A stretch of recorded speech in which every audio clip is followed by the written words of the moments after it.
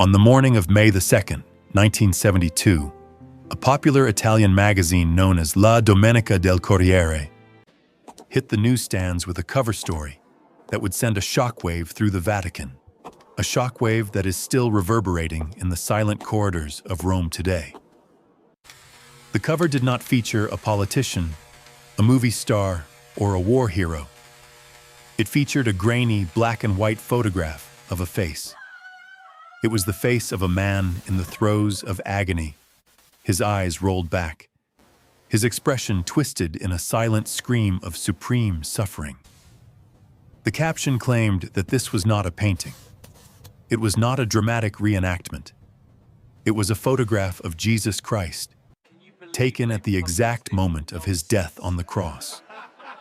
To the secular world, it was a joke, a tabloid sensation designed to sell papers. But to the men behind the high walls of the Vatican, it was a terrifying breach of security, because they knew the man who had released it. He was not a fraud. He was not a madman seeking attention. He was one of their own. His name was Father Pellegrino Ernetti. They tell you to dismiss stories like this as conspiracy theories, but you cannot dismiss the man. Ernetti was a Benedictine monk of the highest order, a respected musicologist, a philosopher, and crucially, a quantum physicist who held the chair of pre-polyphony at the Conservatory of Venice. He was a man of science and a man of God, and he claimed that for decades, hidden deep within the acoustics laboratories of the Vatican, he had been building a machine. He called it the Chronovisor. The premise of the machine was terrifyingly simple, based on a principle of physics that is accepted by every scientist today. Energy is never destroyed. It is only transformed. Ernetti argued that every sound we make, every light wave that bounces off our skin, is a form of energy. When you speak, the sound wave does not simply vanish into nothingness. It expands. It travels. It imprints itself on the environment. It becomes part of the electromagnetic field that surrounds the Earth. Ernetti called this the ethers. Ancient mystics called it the Akashic records. But Ernetti realized that if this record is physical, if it is made of waves, then it can be tuned into. Just as a radio tuner can pull a specific station out of the static, a sufficiently advanced device could tune into the specific frequency of the past. He claimed that with a team of 12 top scientists, a team that rumoredly included Nobel laureate Enrico Fermi and the father of the space program, Wernher von Braun, he had succeeded. They had built a viewer, a television screen that did not receive signals from a broadcast tower, but from the fabric of time itself. They had watched speeches by Napoleon. They had listened to the lost performance of a tragedy by the Roman poet Thyestes in 169 BC. And finally, they had turned the dial to Jerusalem, year 33 AD. They had watched the Crucifixion. The photograph on the magazine cover was just a single frame from that forbidden transmission. But here is where the story shifts from a scientific curiosity to a historical investigation. Ernetti eventually dismantled the machine. He claimed the technology was too dangerous for humanity, that it stripped away every secret, every private moment, creating a dictatorship of the visible. But before he died, he whispered a secret that changes everything. He admitted that the principles of the Chronovisor were not a modern invention. He hadn't discovered them. He had deciphered them. He confessed that the blueprint for the machine, the geometry of the lenses, the alloys of the receiver, had come from a set of ancient texts. Texts that had been brought to Europe centuries earlier by a group of warrior monks who had excavated the ruins of a specific temple in Jerusalem. The Chronovisor wasn't just a machine built in the 1950s. It was the reconstruction of a device that had once belonged to Solomon. The Vatican didn't invent the technology to see through time. They confiscated it. And to find the original owners, we must go back to the moment the mirror was first found. We must pause here and consider the gravity of what Father Ernetti was suggesting. They want you to believe that technology is a straight line, a ladder that humanity climbs one step at a time, from fire to steam to silicon. But Ernetti's confession implies that the ladder is a circle. He didn't claim to have stumbled upon the physics of time travel in a modern laboratory. He claimed to have found the instructions in the Vatican secret archives, hidden in documents that had been collecting dust for centuries. Specifically, he pointed to texts that dealt with the acoustic properties of ancient buildings and the harmonic mirrors used by Hebrew priests. Ernetti was a musicologist before he was a physicist. He understood that sound is not just art, it is a code. He knew that the ancient world was obsessed with resonance. The Greeks built amphitheaters with acoustics so perfect that a whisper on stage could be heard in the back row. The Egyptians tuned their pyramids to specific frequencies. Ernetti realized that these were not just architectural tricks, they were recording devices. He theorized that stone, when shaped correctly and energized by specific vibrations, acts like a magnetic tape. It traps the sounds of the past. But to unlock that tape, you need a key. You need a device that can translate the frozen vibrations back into audible sound and visible light. This is where the confession becomes dangerous. Ernetti hinted that the key was not a new invention. It was a reconstruction. He spoke of a directional lens made of a specific alloy of electrum, a mixture of gold and silver used by the ancients, that could filter the electromagnetic ether. Where did the Vatican get the specifications for such a lens? They didn't invent it. They seized it. The archives where Ernetti worked are filled with the confiscated libraries of heretics, alchemists, and secret societies. And the most famous of these confiscated libraries belonged to the Knights Templar. When the order was crushed in 1307, their possessions were carted off to Rome. Among the land deeds and the banking ledgers were strange idols and scientific instruments that the inquisitors could not understand. They were catalogued, crated, and buried in the vaults. Ernetti didn't discover the Chronovisor. He unboxed it. He applied modern electronics to an ancient acoustic framework. He was merely the technician who plugged it back in. And this realization forces us to look at the Templars not as knights, but as archaeologists. They spent 9 years digging under the Temple of Solomon. They say they found gold. But you don't build a device that sees through time with gold. You build it with knowledge. The Templars found the original mirror. They found the Urim and Thummim.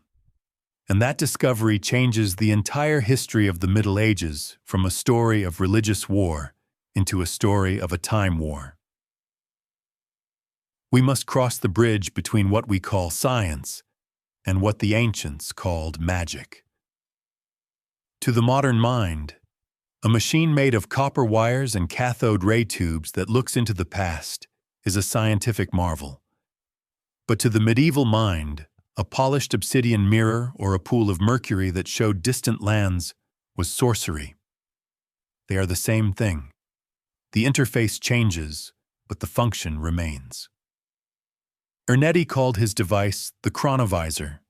Solomon called his the speculum, the mirror. Both devices did exactly the same thing. They manipulated light and sound to retrieve information from the invisible field. Ernetti's confession serves as the Rosetta Stone. It allows us to translate the miracles of the past into the physics of the present. When he admitted that the blueprints were ancient, he destroyed the timeline of innovation.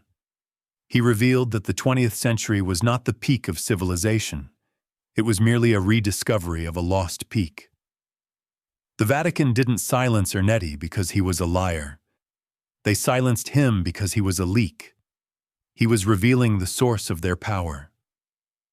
For centuries, the Church had maintained its grip on the world by claiming exclusive access to the divine will. But if that access was actually a piece of hardware, a machine that anyone could build if they had the right instructions, then the Church loses its monopoly.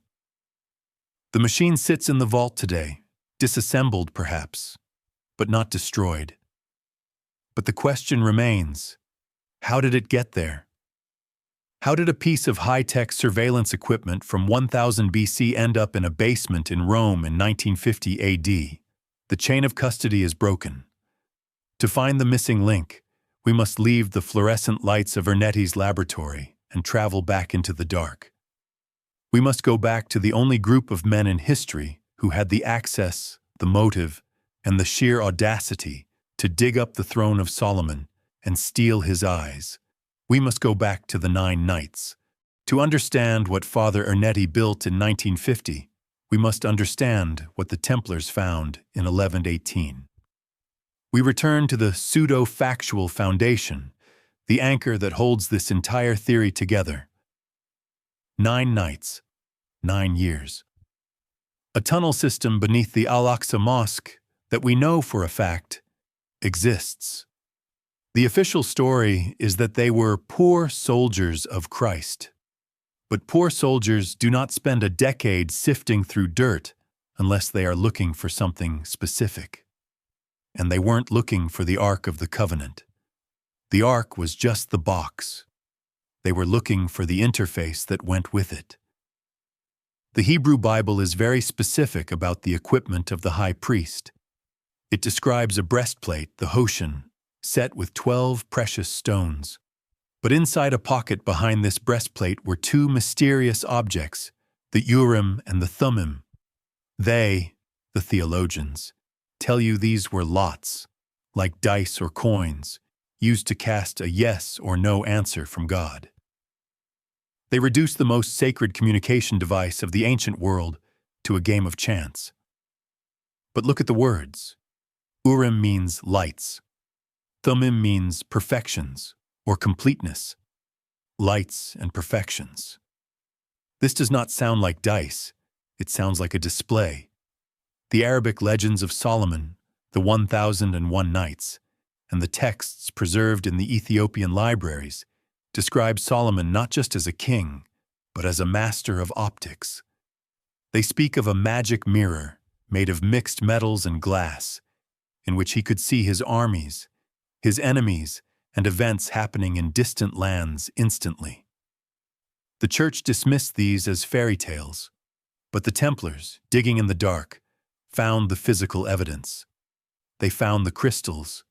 They found the seeing stones. Imagine the moment.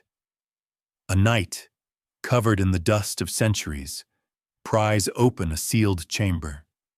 He finds a metallic plate, perhaps oxidized and dull, set with crystals that seem to vibrate when touched. He doesn't see a chronovisor. That word hasn't been invented yet. He sees a relic of the high priest. He sees the Urim. But when he brings it into the light, when the piezoelectric properties of the crystals react to the energy of the location, the stone doesn't just sit there. It glows. It shows images. This was the technology of the Watchers that Solomon had preserved. It was a non-local communication device, a quantum receiver capable of picking up the light, Urim, of events that were happening elsewhere, or elsewhen. The Templars had found the monitor. Here we must perform the semantic pivot that changes the genre of our story from fantasy to science fiction. We must redefine the word prophecy. For 2,000 years, we have been conditioned to think of prophecy as a spiritual gift. We imagine a bearded man on a mountain, closing his eyes, and hearing the booming voice of God whispering the future into his ear. It is vague. It is mystical. It is unverifiable. But what if prophecy is simply surveillance? What if the prophets of the Old Testament weren't guessing? What if they were reporting? When the high priest consulted the Urim and Thummim to ask if Israel should go to war, he wasn't flipping a coin. He was consulting a data stream. He was using a form of remote viewing, a technology that the CIA spent millions investigating in the 1970s under Project Stargate. The difference is that the CIA used psychic mediums. Solomon used hardware. The Templars realized that the voice of God, often described in the texts, was actually a transmission of information. The device didn't predict the future, it calculated it. Or even more terrifyingly, it simply showed the wave function of the future that was most likely to collapse into reality. This realization shattered the Templars' medieval worldview. They realized that fate wasn't a divine decree written in a book by a giant hand. Fate was a trajectory. And if you could see the trajectory, if you could look into the mirror of Solomon and see the market crash before it happened, or see the crop failure before the seed was planted, then you weren't just a passive observer of God's will. You became a participant. You became an insider. The Templars realized that the Urim and Thummim were not religious icons to be worshipped. They were tools to be used. They had found the ultimate edge. In a world of blind men, they had found the only working pair of binoculars, and they intended to use them. What happens when you give a medieval military order access to a surveillance system that sees across time and space? They stop acting like monks. They start acting like a corporation. The transformation of the Templars from poor fellow soldiers to the masters of Europe was not gradual. It was instantaneous. It coincided exactly with their return from Jerusalem. They say the Templars invented modern banking. They say they were just smart with money. But smarts don't explain omniscience. The Templars always seemed to know when to buy and when to sell. They moved their fleets out of ports days before storms hit. They backed the winning kings before the battles were fought. They bought land in desolate areas that decades later became thriving trade hubs. It was as if they had a copy of tomorrow's newspaper. They did. They were using the mirror. They were using the Urim. They were engaging in the first case of trans-temporal insider trading. They were front-running history itself. This is why they became richer than the kings they served. It wasn't just compound interest. It was foreknowledge. But staring into the Chronovisor or the Urim comes with a price. The light is addictive, and the more you look, the more you see things you were never meant to see. You see the end of your own story. The Templars looked into the mirror to build an empire, but in the background of the reflection, they began to see the flames. They saw the stake. They saw the date. Friday the 13th. And this brings us to the terrifying paradox of the machine. If you see your own death in the mirror, can you stop it? Or does the act of seeing it make it inevitable?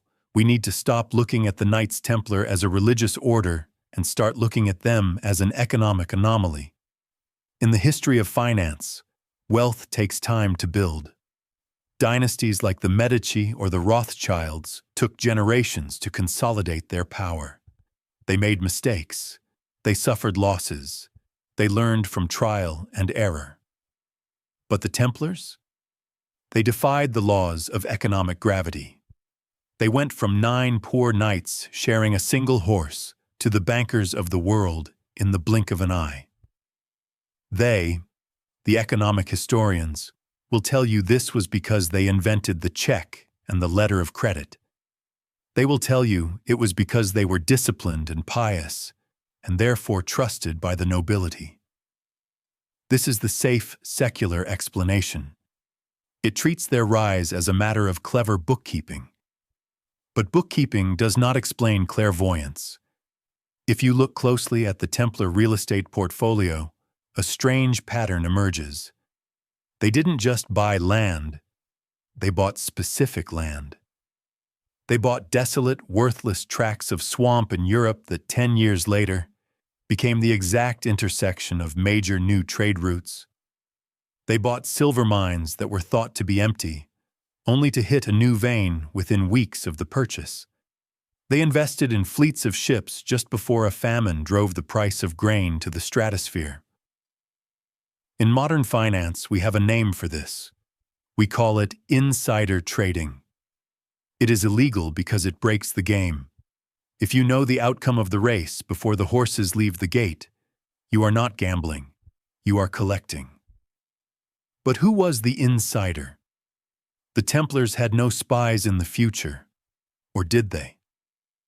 If the Mirror of Solomon, the prototype of Ernetti's Chronovisor, was operational, the Templars had access to the ultimate market data. They weren't guessing. They were watching the tape. Imagine a room in the Paris Temple, guarded by the highest initiates. Inside, the Urim and Thummim are active. The Grand Master asks a question. What will the price of wheat be in Champagne next autumn? The crystals vibrate. The ether shifts, and the image appears. They see the rain. They see the failed harvest. They see the panic. So they buy wheat now, while it is cheap. When the famine comes, the world calls them geniuses. The world calls them blessed by God. But they were simply temporal arbitrageurs. They were buying assets in the present based on their value in the future. This explains why they never seemed to panic during crises. While kings and popes were wringing their hands over wars and plagues, the Templars remained icy calm. Why? Because they had already seen the ending. They knew who would win the war, so they lent money to the victor. They knew where the plague would strike, so they moved their assets elsewhere. This God's insider trading made them untouchable. They accumulated more liquid capital than all the kingdoms of Europe combined. They built 800 castles. They financed the construction of the Gothic cathedrals, those massive resonance engines, without bankrupting themselves. The Church thought the Templars were working for them, generating tithes. But the Templars were playing a different game entirely. They were using the mirror to drain the wealth of the old world in order to build the new one. They were siphoning reality itself. To maintain this empire of insider trading, you need more than just a glimpse of the future. You need a network that operates at the speed of the vision. And this brings us to the second great anomaly of the Knights Templar: their communication speed. Historians stand baffled by the logistics of the order.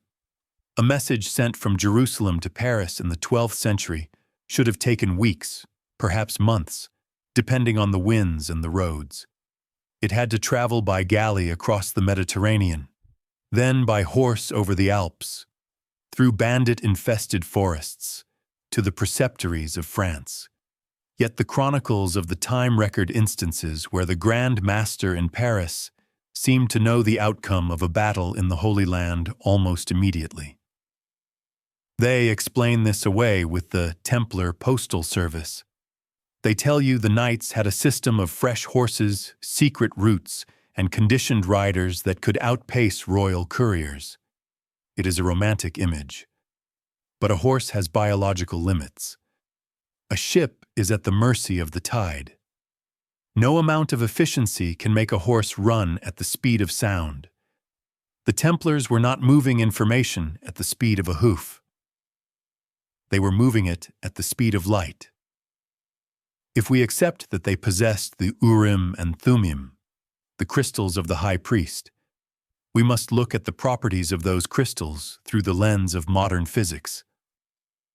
Father Ernetti, in his work on the Chronovisor, spoke of harmonic resonance. Quantum physicists today speak of quantum entanglement. This is the phenomenon where two particles or crystals, once linked, remain connected across vast distances. If you change the state of one, the other changes instantly, faster than the speed of light. What if the Mirror of Solomon was not a single screen, but a network?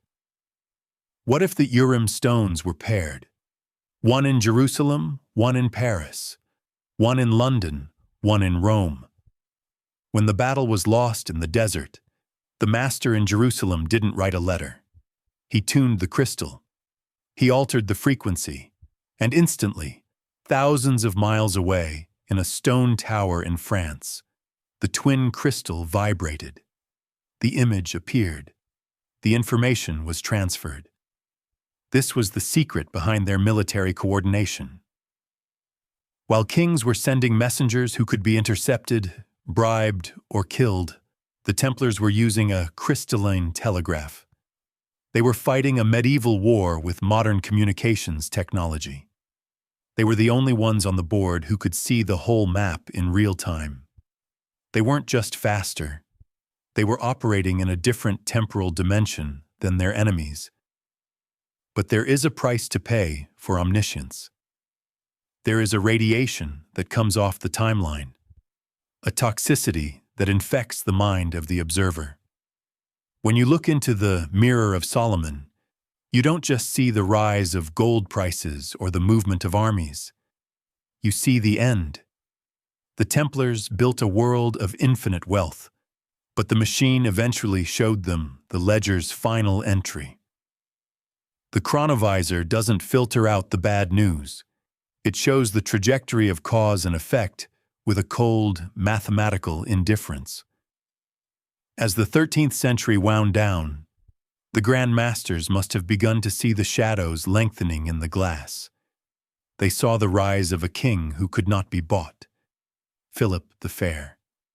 They saw a pope who was weak. They saw the fires. This is the curse of Cassandra.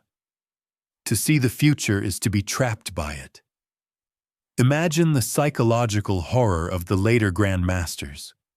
They walked through their castles, surrounded by knights who felt invincible, while they carried the secret knowledge of their own extinction. They knew the date. They knew the hour. The mirror had shown them the dawn of Friday, October 13th, 1307. So, the question haunts historians. If they had the Urim and Thummim, if they had the network, if they had the foresight, why didn't they stop it? Why didn't they assassinate Philip? Why didn't they buy the Pope? Why did the most powerful military machine on earth allow itself to be rounded up like sheep? Unless they didn't stop it because the machine told them not to. Unless the mirror showed them a paradox. Perhaps it showed them that fighting back would destroy the knowledge entirely. Perhaps it showed them that the only way to save the blueprint was to sacrifice the body, to let the order fall so that the secret could escape. They had to make a choice between their lives and their legacy. And looking into the gray, swirling mist of the future, Jacques de Molay made his decision. He would not run. He would stand in the fire. Because the machine had given him one final piece of information, a piece of information that was not about his death, but about the death of his executioners. The date is March 18th, 1314.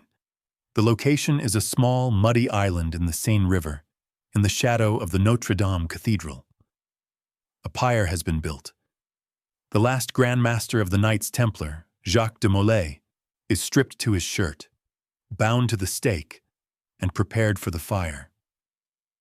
By all historical accounts, this should have been a moment of terror. De Molay was an old man, broken by 7 years of torture in the king's dungeons. He had confessed, then retracted, then confessed again. He should have been weeping, begging for mercy, or praying for his soul. But the eyewitnesses describe something else. They describe a man who was terrifyingly calm, a man who looked at the gathered crowd, at the soldiers, and up at the royal box where King Philip sat, with an expression of icy detachment. It was not the face of a martyr. It was the face of a man who had already read the script. As the flames began to lick at his feet, de Molay did not scream for God.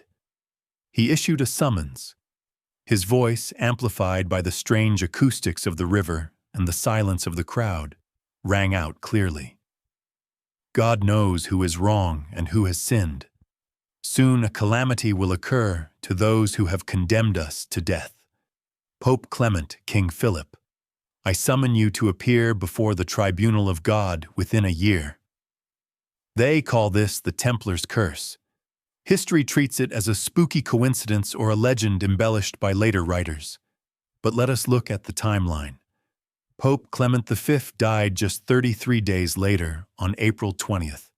He died screaming in agony from a stomach ailment that doctors could not diagnose, his body so toxic that it blackened in the casket.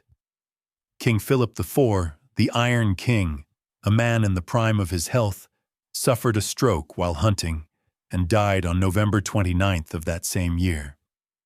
Both men were dead within the year, exactly as predicted. The secular historians call this luck. The superstitious call it magic. But through the lens of the Chronovisor, it is something far more logical. De Molay wasn't casting a spell. He wasn't guessing. He was reading an obituary. Before the temple fell, before the arrests, de Molay must have spent his final hours in front of the Urim and Thummim. He scanned the timeline. He looked for the fate of his enemies. He saw the date of the Pope's death. He saw the king's stroke. He saw the collapse of the Capetian dynasty. This knowledge was his final weapon. It was the ultimate psychological torture. He knew he couldn't save his own body. The timeline for the order had run out. But he could destroy the peace of mind of his destroyers. By announcing their death dates publicly, he turned their remaining months into a living hell of paranoia. Every pain in the Pope's stomach, every headache the king felt. They wondered, is this it? Is the mirror correct? De Molay died with the smile of a man who knows the ending of the movie. He accepted the fire because he knew that the fire was only the beginning of the king's punishment. The curse was simply the accuracy of the Chronovisor applied to justice. If de Molay knew the date of his death, and if he knew the fate of his persecutors, he also knew something far more important: the fate of the machine. The paradox of foresight often dictates that to save the future, you must sacrifice the present. The Templars realized that the King of France didn't just want their money. He wanted their power. He wanted the Urim and Thummim. He wanted the insider trading tool that would allow him to rule the world. If the king captured the device, the Watcher's science would fall into the hands of a tyrant. The timeline would darken. So de Molay orchestrated the greatest magic trick in history. He used the arrest as a distraction. On the night of October 12, 1307, hours before the raids began, witnesses recorded a train of hay wagons leaving the Paris temple. They moved slowly, creaking under a heavy load. They tell you these wagons carried gold, but gold is heavy. It sinks wheels into the mud. It is slow. And the Templars knew the king's men were watching the roads for bullion. The wagons were a decoy for the eyes. But inside the hay, wrapped in wool and lead to dampen the vibration, were the crystals. The mirror of Solomon was being smuggled out. The knights who stayed behind, including the Grand Master himself, were not victims. They were the rear guard. They were the volunteers chosen to die so that the knowledge could live. When the king's soldiers kicked down the doors the next morning, they found the knights waiting for them. They found the ledgers. They found the coin chests. But when they broke into the secret sanctuary, the altar was bare. The head of Baphomet, the scrying stones, the technology, It was gone. Philip tortured them for 7 years, not just out of sadism, but out of frustration. He knew he had captured the shell, but missed the pearl.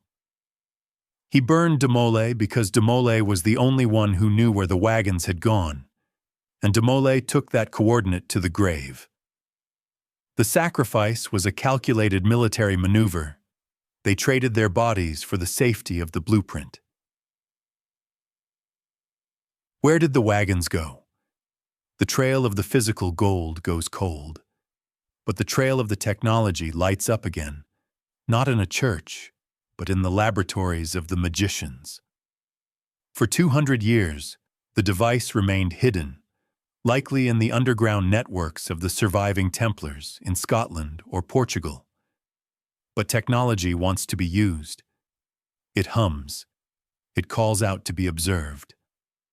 And as the Middle Ages gave way to the Renaissance, strange rumors began to circulate in the courts of Europe. Rumors of men who possessed black mirrors. Rumors of astrologers who didn't look at the stars, but looked into bowls of dark water and saw the fall of nations. The Chronovisor had been disassembled, its components scattered to prevent a single tyrant from holding all the power. But the pieces were out there. One piece found its way to a doctor in France named Nostradamus.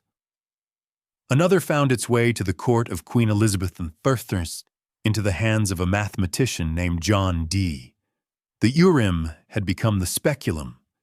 The science of Solomon had become the occult, and the time war was about to enter its second phase. The timeline of the machine goes dark for 2 centuries, buried in the underground networks of the surviving Templars, who had morphed into the early Rosicrucians and Freemasons. But in the mid-16th century, the signal reappears. It surfaces in a tower in Salon de Provence, France, in the study of a plague doctor named Michel de Nostradame. They tell you Nostradamus was a mystic, a seer who entered a trance state to receive vague poetic riddles from the divine. But look at his own description of his method. He didn't pray. He didn't sleep. He sat alone at night, in front of a brass tripod, staring into a bowl of water or a black mirror made of obsidian. He described a flame that would appear in the void, followed by visions of incredible clarity. We must apply the semantic pivot here. Nostradamus wasn't scrying, he was tuning. The descriptions in his Les Prophéties are baffling to historians because they are non-linear and chaotic. But to anyone who has ever channel surfed on a television, they make perfect sense. Nostradamus wasn't seeing a narrative. He was seeing clips. He was seeing flashes of a visual feed from the Chronovisor technology. This explains why his descriptions of the future are so visceral, yet so confused, terminologically. He described fighter jets as iron birds. He described bombs as mushrooms. He described Hitler not as a demon, but by a name that was almost phonetically perfect. Heister. How does a man in the 1500s know the sound of a Stuka dive bomber? He doesn't guess. He hears it. He was watching a screen. He was struggling to describe 20th century technology with a 16th century vocabulary. The black mirror he used was likely a shard of the original Urim technology, a fragment saved by the Templars and passed down through the occult underground. Nostradamus wasn't a prophet. He was a man watching a movie of the apocalypse with the sound turned down, frantically taking notes before the signal faded. While Nostradamus was watching the future crumble in France, another piece of the technology had surfaced in England, in the court of Queen Elizabeth I. It was held by a man named Dr. John Dee. History remembers Dee as a wizard, a man who claimed to talk to angels in a strange language called Enochian. But look at his resume. He was not a fairy tale sorcerer. He was the greatest mathematician of his age, a master of navigation, and the head of Elizabeth's intelligence service. He was the original spy. When he wrote secret missives to the Queen, he signed them with a code. 2 circles representing eyes and a 7. 007. Ian Fleming didn't invent that number. He borrowed it from the man who owned the mirror. In the British Museum today, you can still see John Dee's speculum. It is a polished disc of black obsidian, said to be brought from the Aztec Empire. They tell you he used it to summon spirits. But read his diaries. He describes setting up the mirror and receiving communications about the movements of foreign fleets. He describes angels who dictated coordinates and political strategies. This was not a séance, it was interception. Dee was using the mirror as a passive radar. He was hacking the ether. The ultimate proof of this technology lies in the defeat of the Spanish Armada in 1588. Spain had the greatest navy on earth. England was a small island with a few wooden ships. By all military logic, England should have been crushed. But John Dee told the Queen to wait. He told her not to engage the Spanish fleet directly, but to keep her ships in port. Why? Because he had seen the weather map. He had looked into the black glass and seen a massive freak storm, the Protestant wind, that would smash the Spanish fleet against the rocks of Scotland. How does a man in the 16th century predict a meteorological anomaly with perfect precision? He doesn't, unless he has access to a weather satellite feed from the future. Dee used the Chronovisor technology to weaponize the weather. He saved the empire not with cannons, but with data. And in doing so, he proved that the magic of Solomon was the ultimate instrument of statecraft. But power like this creates a disturbance in the ether. The Vatican, the vigilant guardian of the timeline, watched the exploits of John Dee and Nostradamus with growing alarm. They realized that the containment had been breached. The technology of the Watchers was leaking into the secular world.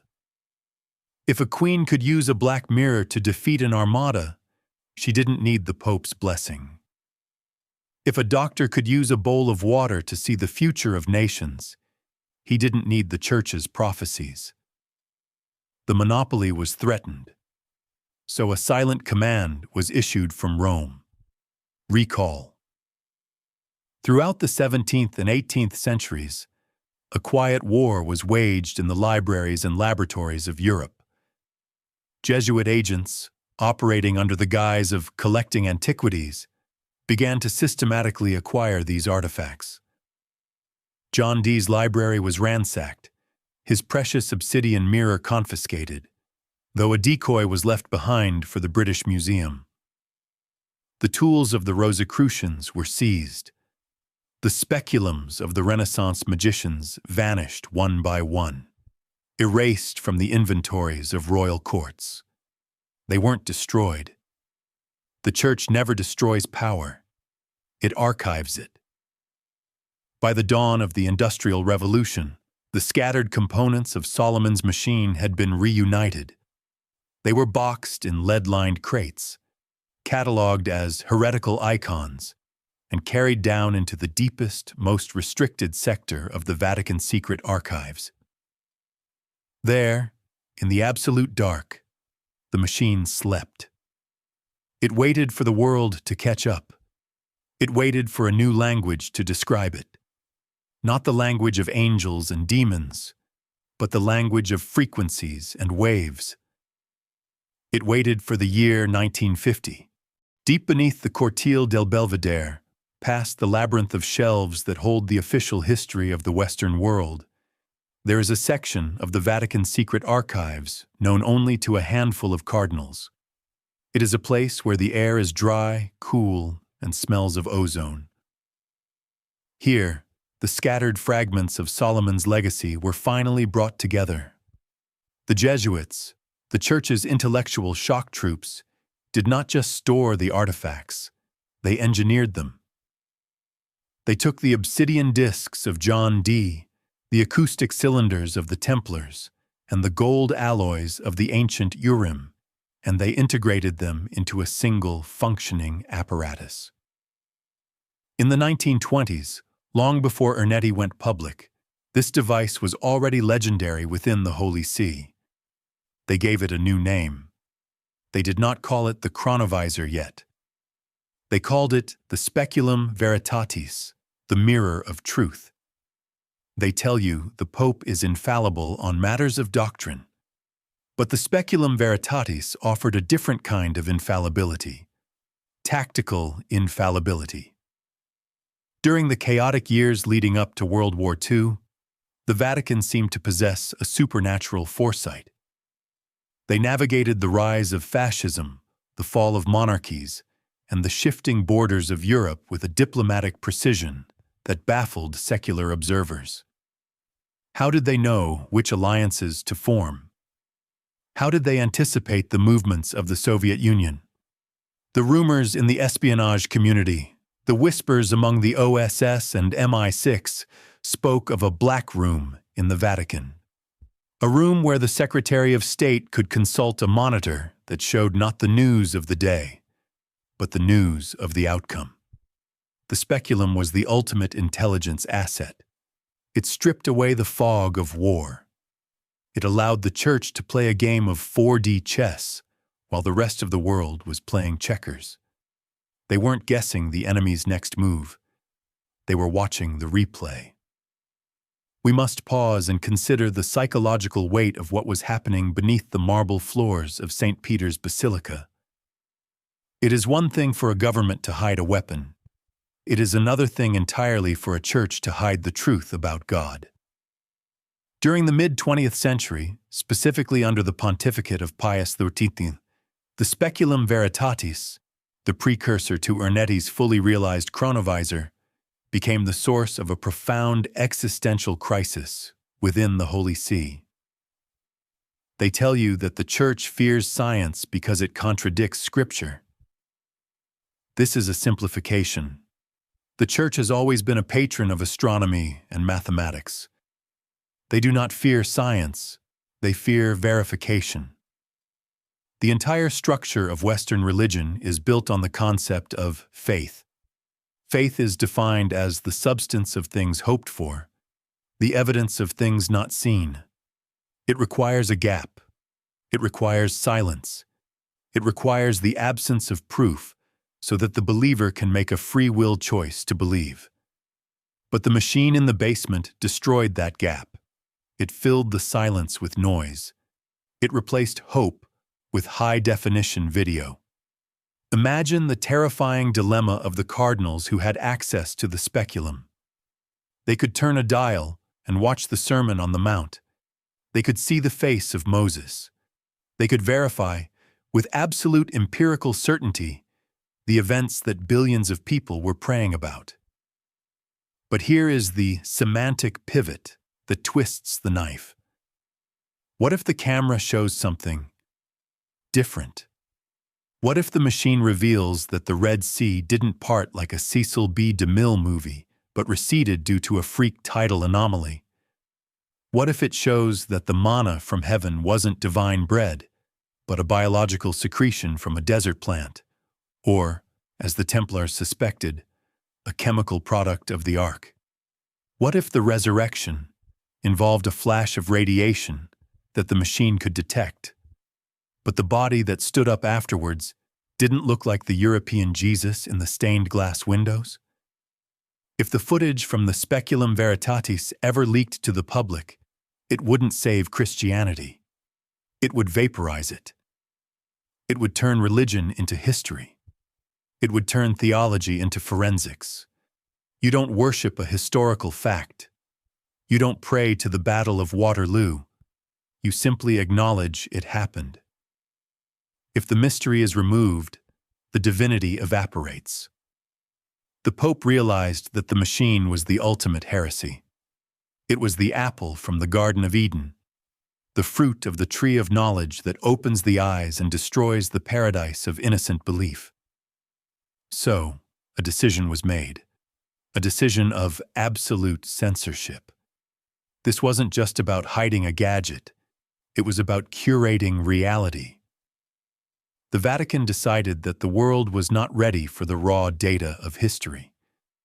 They decided that the myth was more important than the fact, because the myth held civilization together, while the fact might tear it apart. They became the editors of the timeline.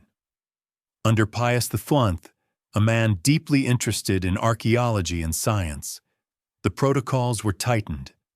The existence of the machine was classified as secretum alpha, a secret of the highest order, punishable by automatic excommunication. The device was not destroyed, because you never destroy power, but it was buried under layers of bureaucracy and silence. They told the world that the age of miracles was over. They told the faithful to look for God in the Eucharist, not in the laboratory. But down in the dark, they kept watching. They kept the machine running. Why? Because they were terrified that someone else might build one.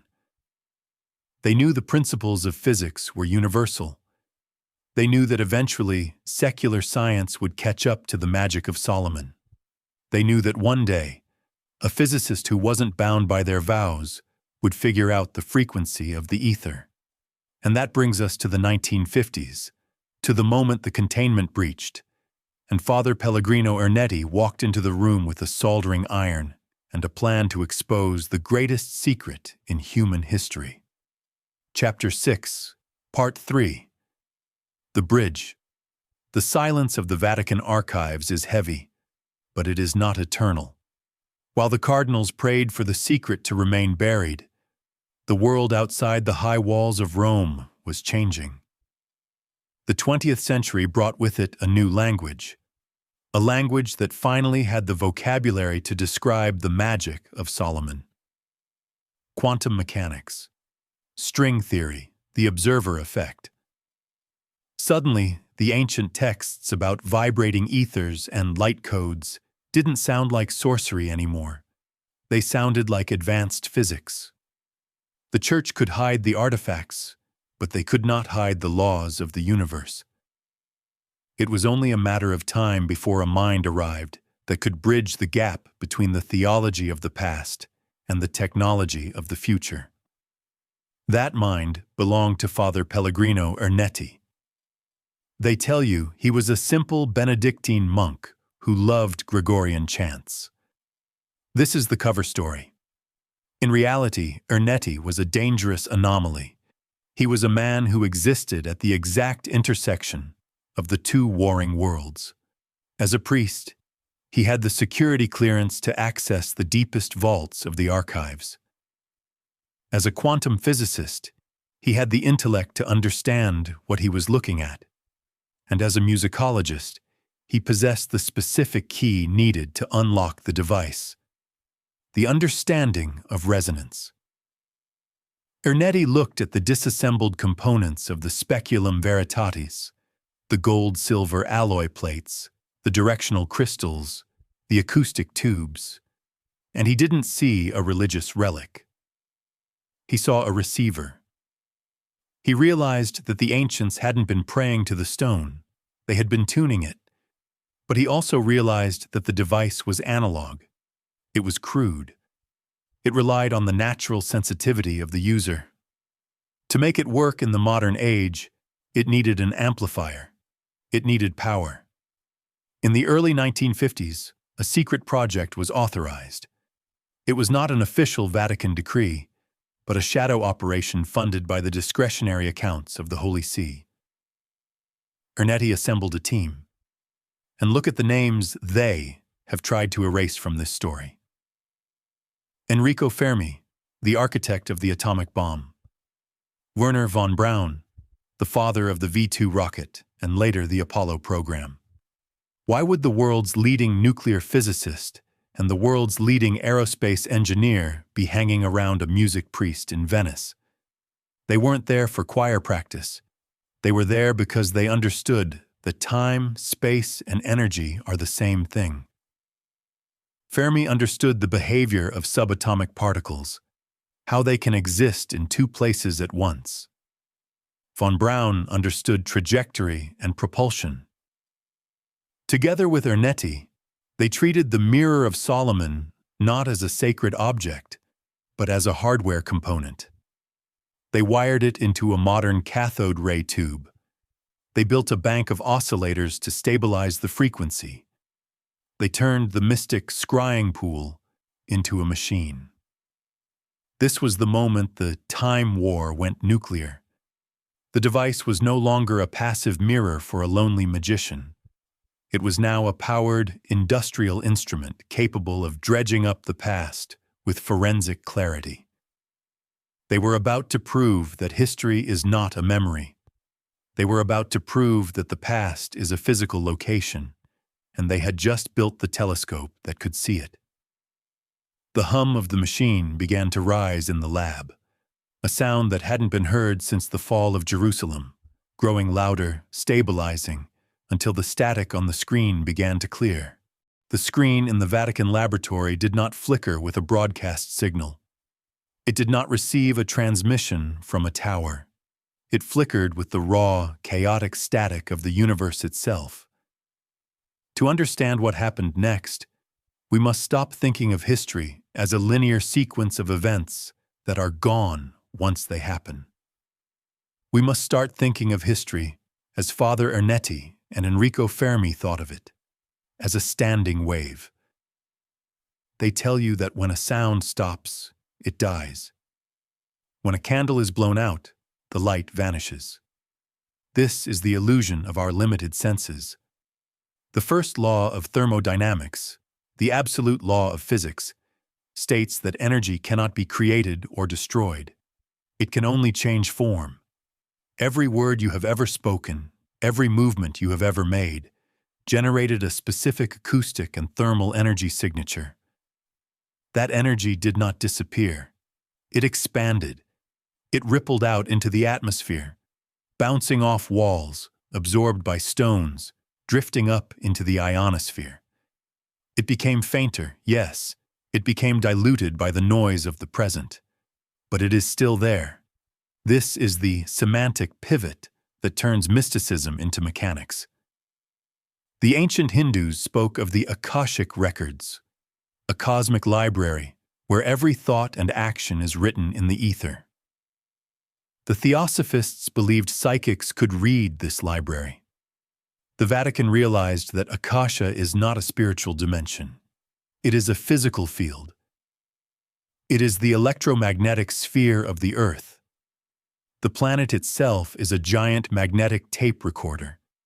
It has been recording every single event since the dawn of time. The problem isn't that the data is gone. The problem is that we lack the sensitivity to play it back. Enter Enrico Fermi. The architect of the nuclear age brought a crucial insight to Ernetti's team. He understood that subatomic particles, neutrinos, can pass through solid matter as if it weren't there. He theorized that if one could track the wake of these particles, one could reconstruct the event that caused them. Werner von Braun brought the concept of targeting. You cannot just listen to the whole past at once. It would be a wall of white noise, the scream of billions of voices. You need a directional antenna. You need a way to triangulate a specific coordinate in space-time. The Chronovisor was essentially a time-traveling radio tuner. It relied on a specific alloy, likely the electrum plates recovered from the Templars, to filter out the noise of the present. It used a pilot signal, a specific frequency, to lock onto a target. Ernetti explained that every human being has a unique soul signature, a specific biomagnetic frequency, like a fingerprint made of sound. If you know the frequency of the person you are looking for, you can tune the machine to ignore everything else in the timeline and lock onto them. Imagine the tension in that room, the smell of ozone and incense, the hum of the vacuum tubes. Ernetti turning the dial, not searching for a radio station, but searching for a ghost. They started with something relatively recent, something verifiable. They tuned the machine to 1936, to a speech by Mussolini. Suddenly the static cleared. The voice was there. Not an echo, not a recording, but the raw, living voice of the dictator booming through the speakers with terrifying clarity. They adjusted the visual monitor, and there he was. Not a grainy newsreel, but a three-dimensional, holographic projection of the past, playing out in real time in the middle of the Vatican laboratory. They had proven the concept. The past was not dead. It was just offline. And they had just found the password to log back in. The success with Mussolini was a triumph of physics, but it was a disaster for theology. By proving that the Chronovisor worked, that the past could be retrieved like a file from a hard drive, Ernetti and his team had crossed a line that the Church had drawn in the sand 2,000 years ago. They had turned faith into data, and once you have the machine, you cannot stop. You do not build a telescope to look at your neighbor's house. You build it to look at the edge of the universe. And you do not build a time viewer to look at a dictator from the 1930s. You build it to look at him. The team recalibrated. They stripped away the layers of static, pushing the signal back through the centuries, past the roar of the Industrial Revolution, past the silence of the Dark Ages, past the chanting of the Templars. They tuned the electrum antenna to a specific set of coordinates. Jerusalem, Golgotha, the year 33 AD, or perhaps 30 AD, or 36 AD. The machine didn't care about the calendar disputes of historians. It locked onto the frequency of the event. It locked onto the acoustic shadow of the crucifixion. They tell you that the Passion of Christ was a moment of cosmic silence, a solemn, choreographed event where the world held its breath. This is the version painted on the walls of cathedrals. But the Chronovisor revealed the difference between a painting and a photograph. When the image on the screen stabilized, it didn't look like a Renaissance masterpiece. It was gritty. It was chaotic. It was loud. Ernetti described seeing a dusty, sun-bleached hill, not a neat green mound. He described a crowd that wasn't kneeling in prayer, but milling about, shouting, indifferent, or mocking. The Roman soldiers weren't standing in stoic formation. They were bored, sweating, doing a job. But the most terrifying revelation was the sound.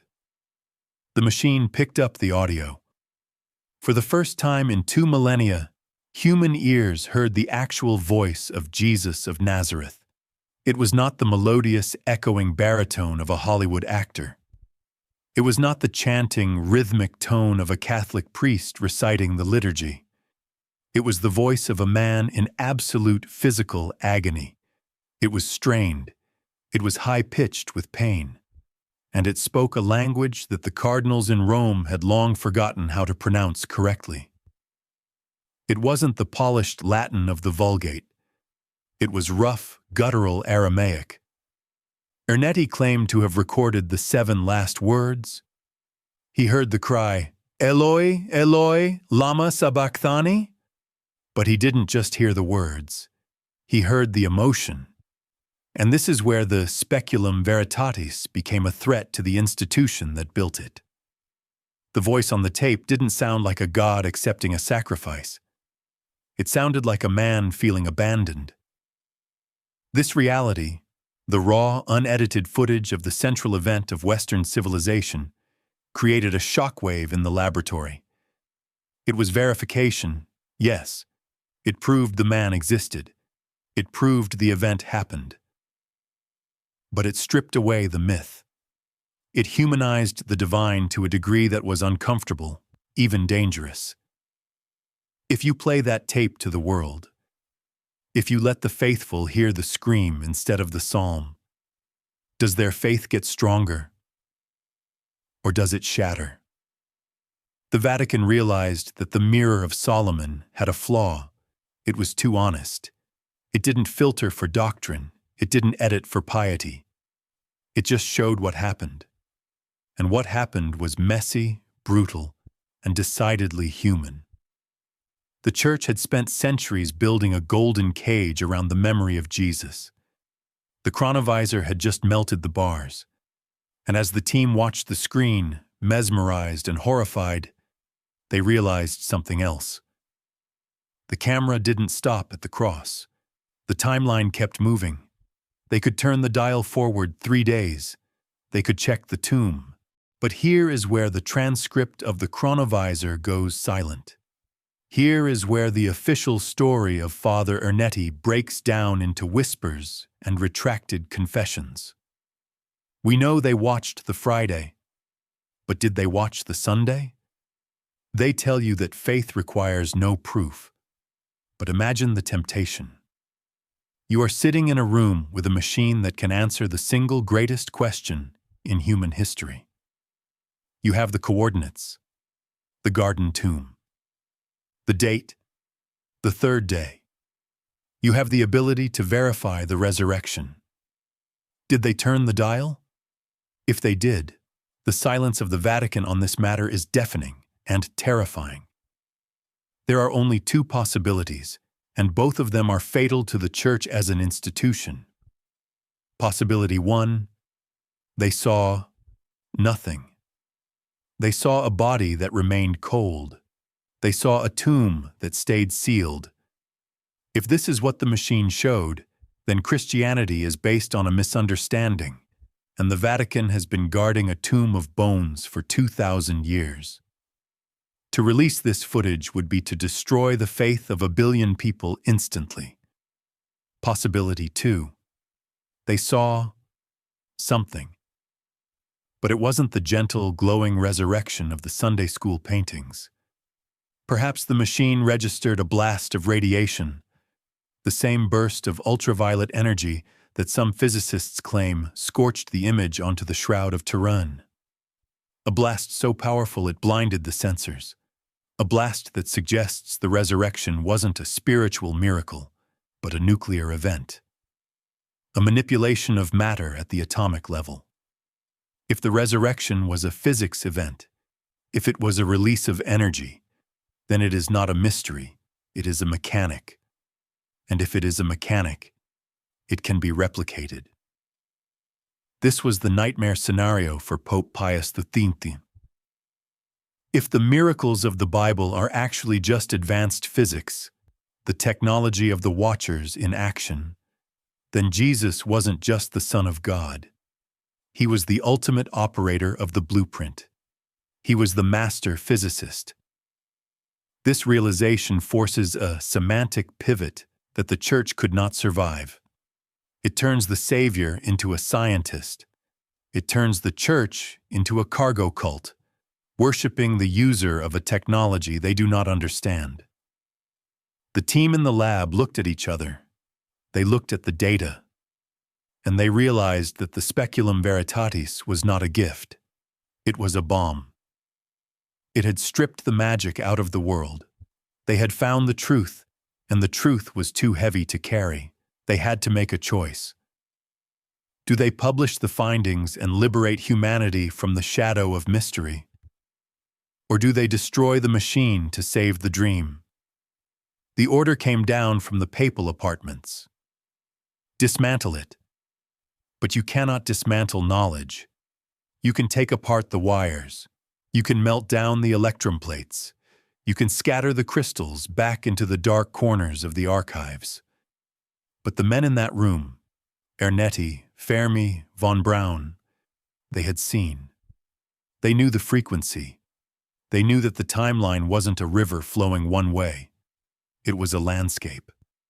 And if you could look back at the mountain you just climbed, you could also turn the telescope around. You could look at the mountain ahead.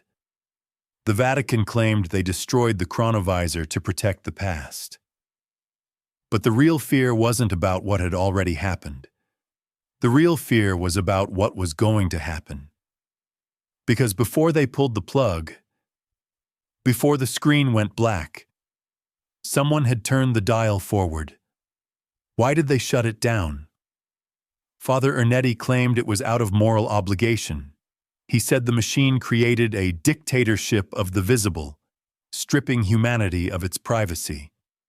He painted a picture of a world where no secret was safe, where any government could peer into your bedroom or your confessional.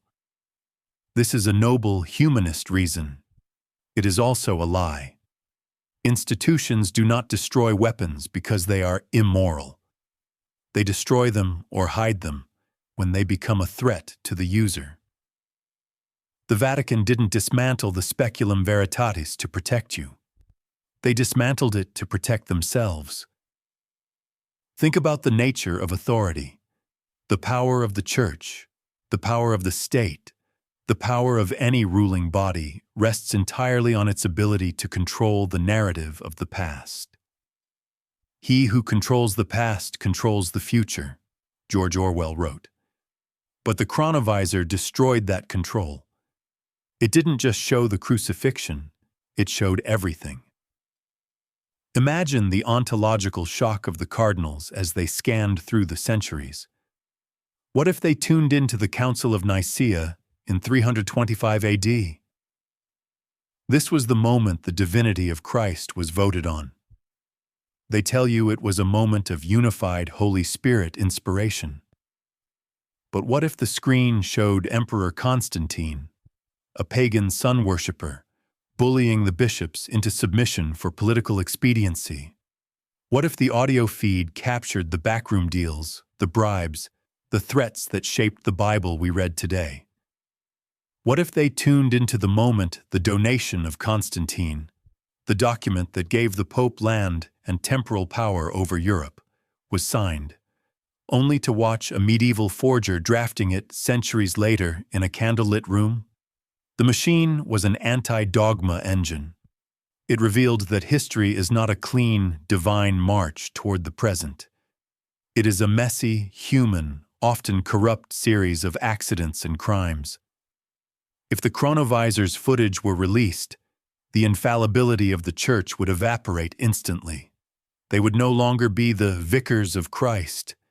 They would just be the winners of a political long game. This is the semantic pivot of the chapter.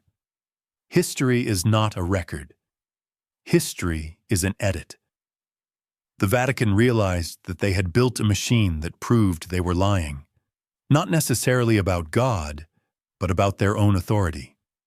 They were faced with a binary choice: either update the doctrine to match the data, which would cause a schism and collapse the institution, or delete the data to save the doctrine. They chose the edit. They decided that the myth was more useful than the fact. They decided that humanity needed the story of faith more than the physics of reality. So the order to dismantle the Chronovisor wasn't an act of piety. It was an act of self-preservation. It was the ultimate cover-up. They weren't protecting the flock from the truth. They were protecting the shepherd from the wolf. And the wolf was the unvarnished, unedited, high-definition past. But the threat of the Chronovisor went deeper than just exposing historical scandals. Scandals can be managed. PR can spin corruption. But there was a theological monster lurking in the physics of the machine that no amount of spin could fix. It was a problem that struck at the very heart of the human soul. The problem of free will. They tell you that you are the captain of your soul. The Church teaches that God gave you the terrifying freedom to choose between good and evil, between salvation and damnation. This free will is the engine of religion. Without it, there is no sin, only programming. Without it, there is no virtue, only instinct. But the Chronovisor revealed a universe that didn't look free. It looked recorded. If Father Ernetti could tune in to 33 AD and watch the crucifixion play out exactly as it did, frame for frame, and if the Templars could look into 1307 and see the flames, that implies that the timeline is fixed. It implies that time is not a river that changes course. It is a block of ice. It is a solid geometry, where the past, present, and future exist simultaneously, frozen in place. This is the block universe theory of physics, and it is the death knell of religion. Imagine the horror of the Pope looking at the screen. If the machine works, then Judas Iscariot had to betray Jesus. He had no choice. The event was already written in the electromagnetic ether before Judas was even born. If Judas had no choice, then he committed no sin. If he committed no sin, he cannot be sent to hell. And if there is no hell, why do we need the church? The speculum veritatis proved that we are not actors improvising a play. We are characters in a movie that has already been filmed. The reel is in the can. We are just watching the playback. This realization turns God from a loving father waiting for your choice into a cold director who wrote the script billions of years ago. It turns prayer into a futile gesture, shouting at a television screen, hoping the character will turn left instead of right, when the film has already decided the turn. This was the dangerous truth that Pius V could not allow to escape the Vatican. If the common man knew that the future was as fixed as the past, if he knew that his choices were an illusion created by his limited perspective, society would collapse. Why follow the law? Why pay tithes? Why be good? The machine had to die because it proved that we are machines. It proved that the soul might just be a complex algorithm running on a predetermined loop. The Vatican realized that mystery was not just a tool of control. It was a psychological necessity for sanity. To keep humanity functioning, they had to destroy the evidence of our enslavement to time. So, the official story ends in 1972. Father Ernetti gives a few cryptic interviews, then falls silent under the weight of his vows. The Vatican releases a decree stating that any instrument used to record confessions or private conversations is immoral and banned. They pretend the Chronovisor was just a wiretap, a tool for spying on sinners, rather than a telescope for spying on God. They want you to believe the machine was disassembled, its parts scattered like the bones of a saint, never to be reunited. But let us use the logic of power. Does a superpower ever destroy its only advantage? Did the US destroy the atomic bomb after World War II? Did the NSA burn its servers after the Snowden leaks? No. They buried them deeper.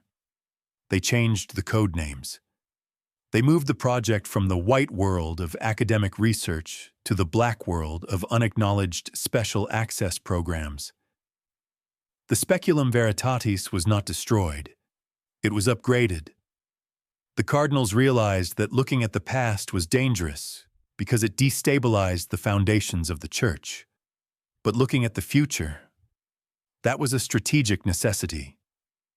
If the timeline is fixed, as the machine suggested, then the future is already written. It is sitting there, waiting to be watched. And if you can watch it, you can prepare for it. You can survive it. The Vatican shifted its focus. They stopped trying to verify the resurrection and started trying to predict the apocalypse. And this shift coincides perfectly with one of the most mysterious events in Catholic history. An event that they claim was a spiritual visitation, but which bears all the hallmarks of a holographic projection. We must leave the laboratories of the 1950s and jump back to a muddy field in Portugal in 1917. We must look at the miracle of the sun. We must look at Fatima. Because the secrets given to 3 illiterate children in that field look suspiciously like a transcript from the Chronovisor. To understand the true potential of the Chronovisor, we must stop thinking of it merely as a machine sitting on a table in the 1950s. We must think of it as a technology that transcends linear time.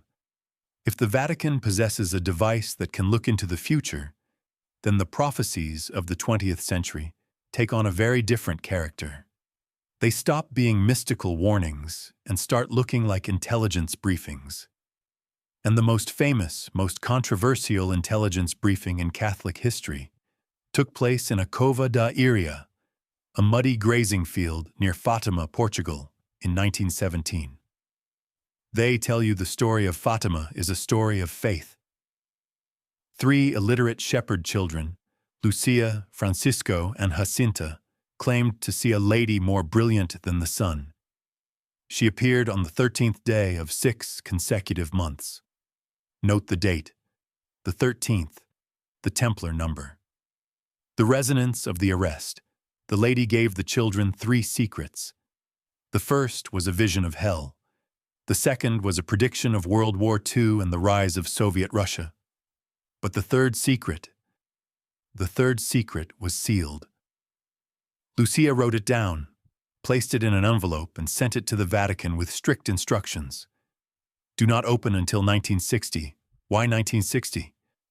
This date has baffled theologians for decades. Why would the Virgin Mary, the Queen of Heaven, care about a specific year on the Gregorian calendar? What was special about 1960? Let us look at the timeline of the Chronovisor. Father Ernetti and his team began their work in the early 1950s. By the late 1950s, the machine was operational. By 1960, they had likely mapped the near future. The instruction to wait until 1960 wasn't a spiritual decree. It was a security protocol. It was a synchronization. The lady, or the entity projecting the message, knew that by 1960 the Vatican would have the technological capacity to verify the secret. The written envelope was just the cover letter. The Chronovisor was the verification tool. When 1960 arrived, Pope John XXIII opened the envelope. He read it. He reportedly turned pale, almost fainted, and resealed it, saying, "This does not concern my time." He refused to release it to the world. For 40 years, the third secret remained the holy grail of conspiracy theorists. In 2000, the Vatican finally released a version of the secret. They claimed it was a vision of a bishop dressed in white being killed by soldiers. They said it was a prediction of the assassination attempt on John Paul II in 1981. Case closed. But this explanation satisfies no one. It feels small. It feels managed. Why hide a prediction of a failed assassination for 40 years? Let us apply the Chronovisor hypothesis. What if the third secret wasn't just words on paper? Sister Lucia described seeing an angel with a flaming sword and a ruined city half trembling, with dead bodies littering the streets. She described a visual scene of total devastation. This sounds suspiciously like a video feed. What if Fatima wasn't a heavenly visitation, but a temporal leakage?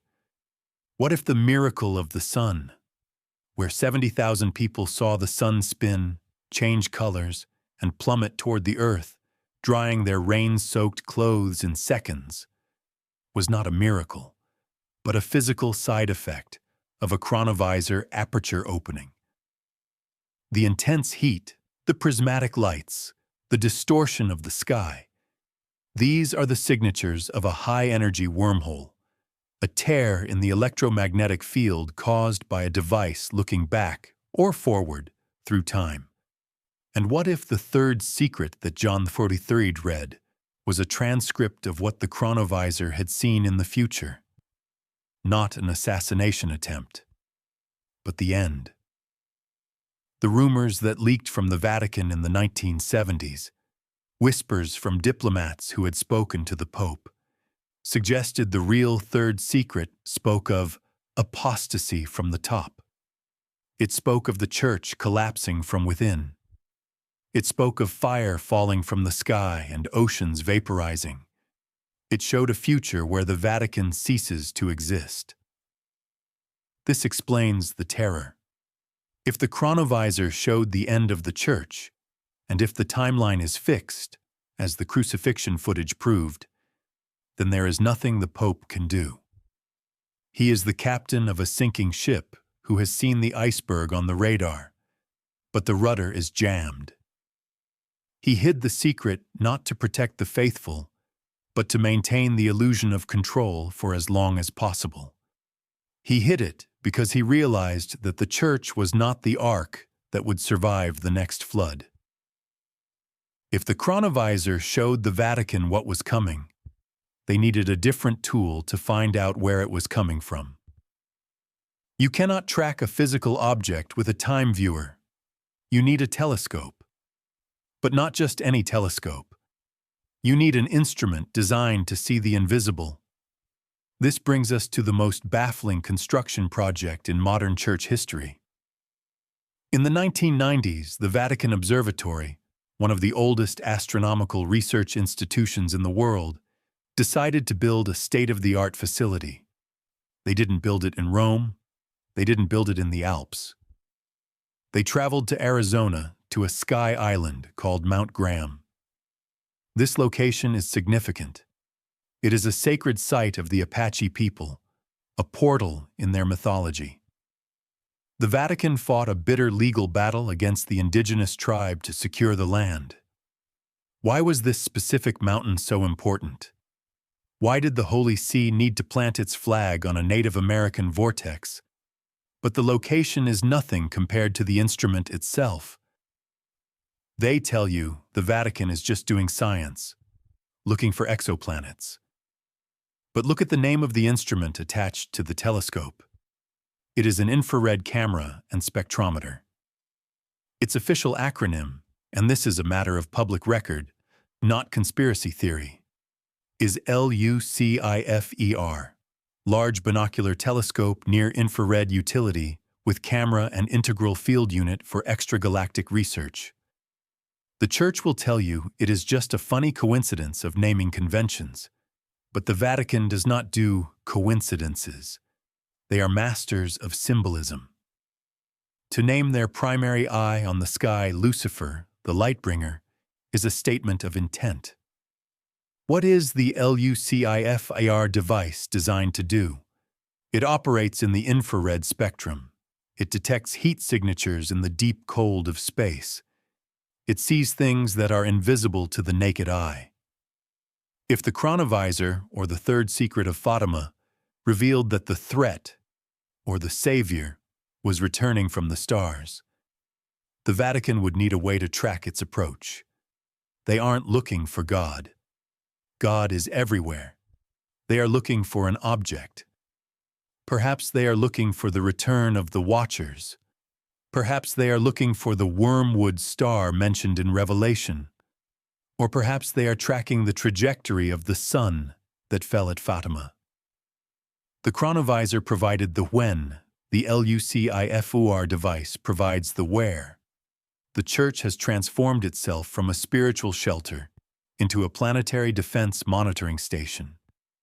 They are the sentinels on the wall, watching the horizon for a shape they first saw on a flickering screen in a basement in 1950. And while the priests watch the sky in Arizona, they are not the only ones preparing.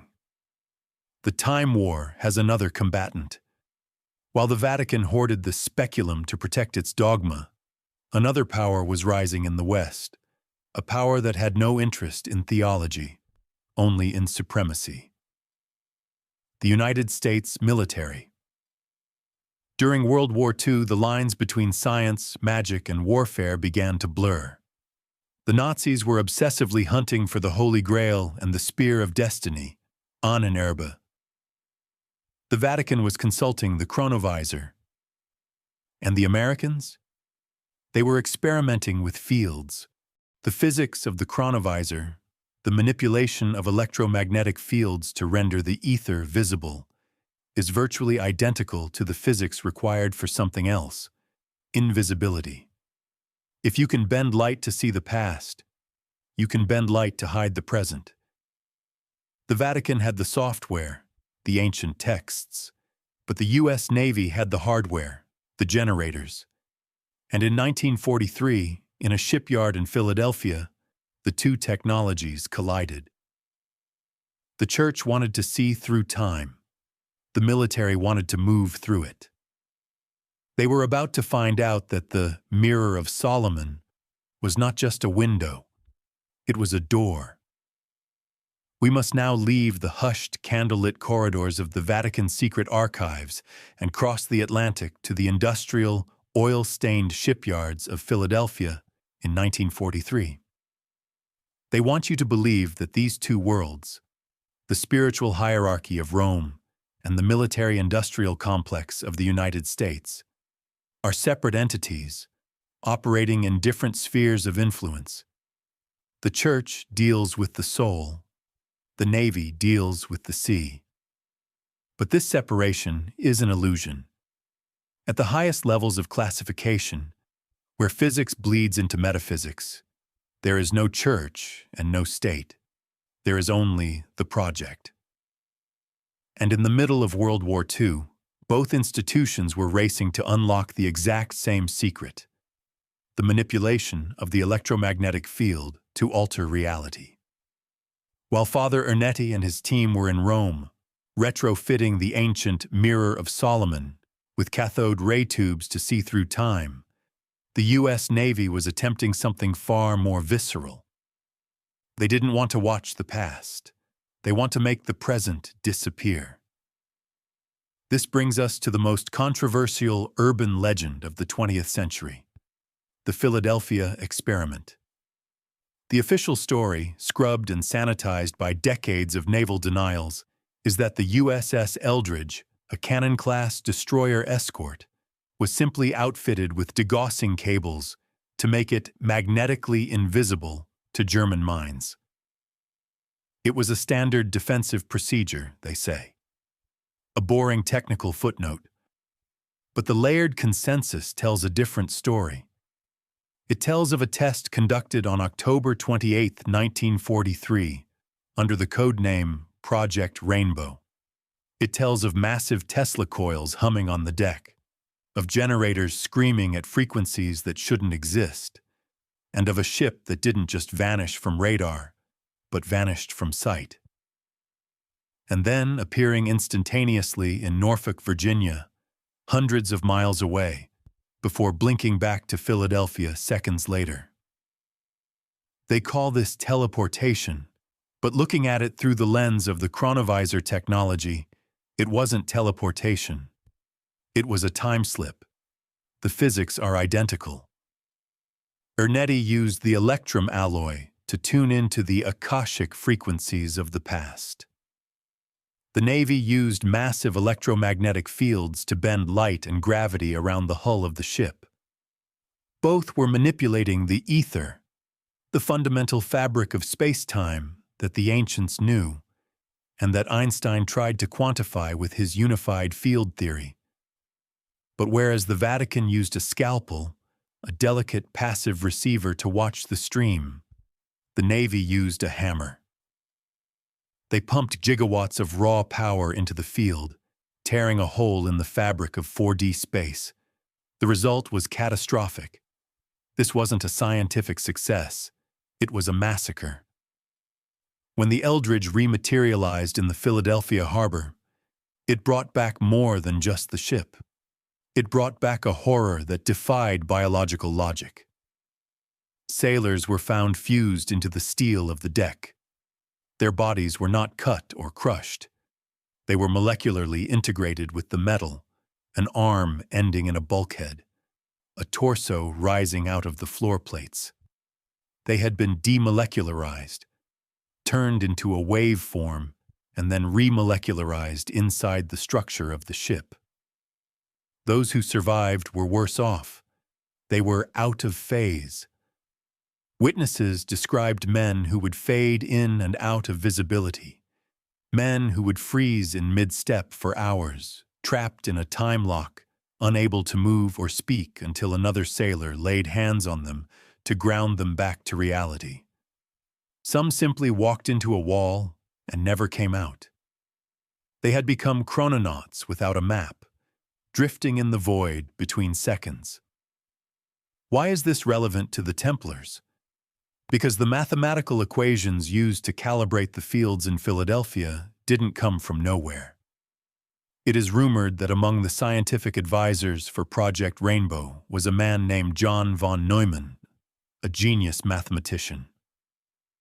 But lurking in the background, corresponding with the team, were figures connected to the occult underground, men who had studied the works of John Dee and the Enochian grids.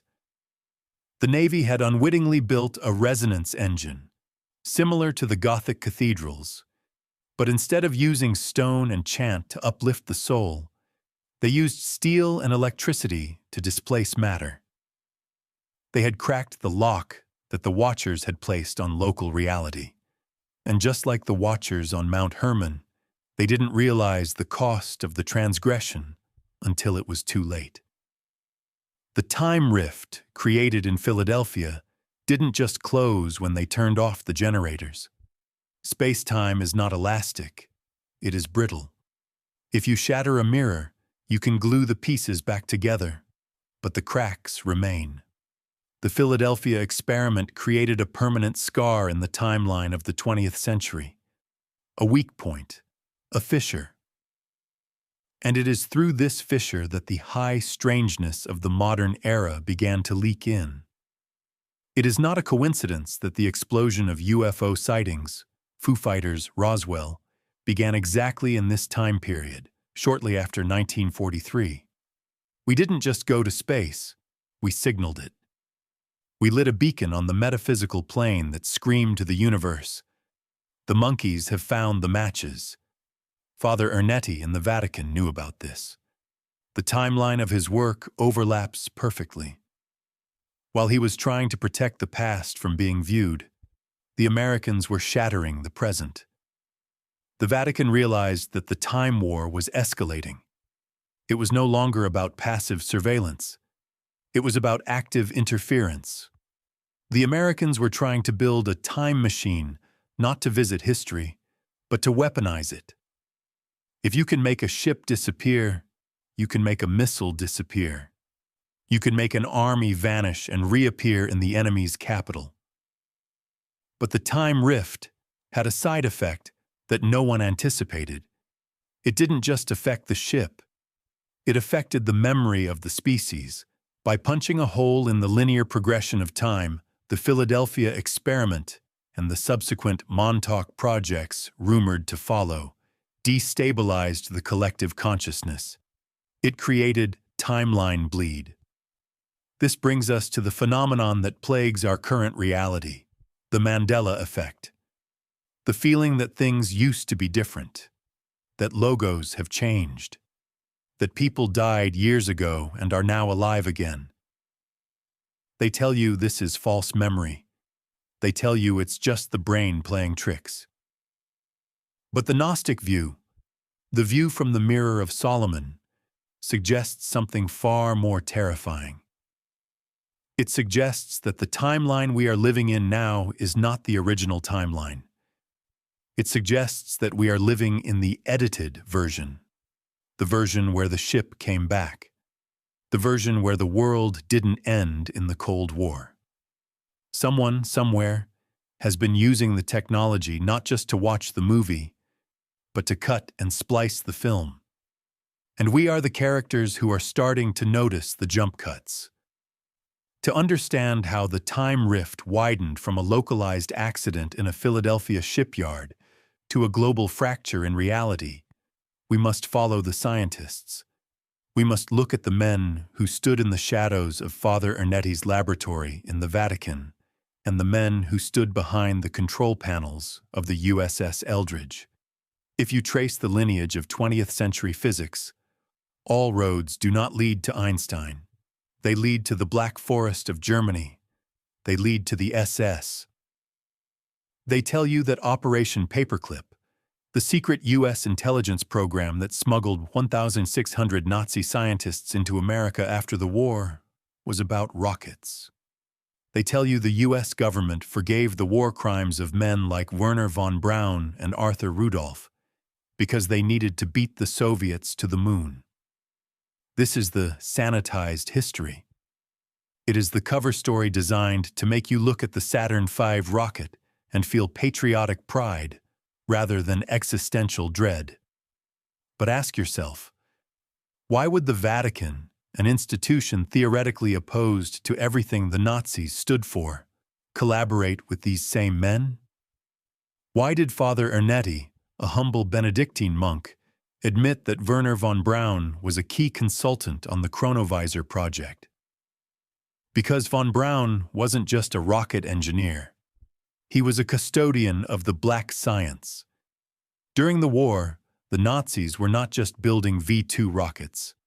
Beneath the Wenceslas mine in Poland, in a facility known as the Giant, der Riese, the SS Ahnenerbe Ancestral Heritage Organization was conducting experiments that had nothing to do with conventional propulsion. They were building Die Glock, the bell. Witness descriptions of the bell describe a device made of heavy metal, filled with a violet mercury-like substance called Zerum 525, which rotated at incredible speeds. When activated, it didn't just fly, it warped the field around it. Plants turned to goo. Crystals formed in animal tissue. Time itself seemed to slow down or speed up within its radius. This was the Nazi attempt to replicate the Mirror of Solomon. While the Vatican was building a viewer, Chronovisor, the Nazis were building a vehicle. When the war ended, the bell vanished. General Hans Kammler, the head of the project, vanished. But the knowledge didn't vanish. It walked right through the front door of the United States via Operation Paperclip. It walked into the labs of NASA, and it walked into the archives of the Vatican. This is the semantic pivot of the space age.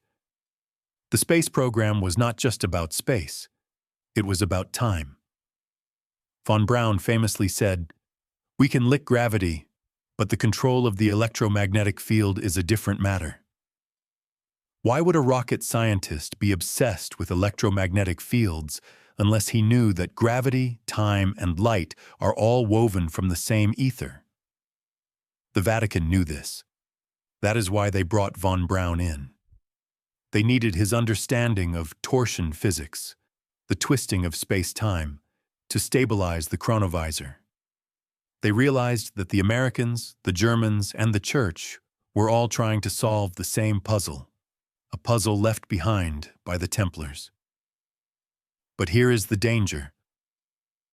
When you have three different superpowers, the military, the Vatican, and the shadow state of the paperclip scientists, all hacking the timeline simultaneously, you create interference. You create feedback loops.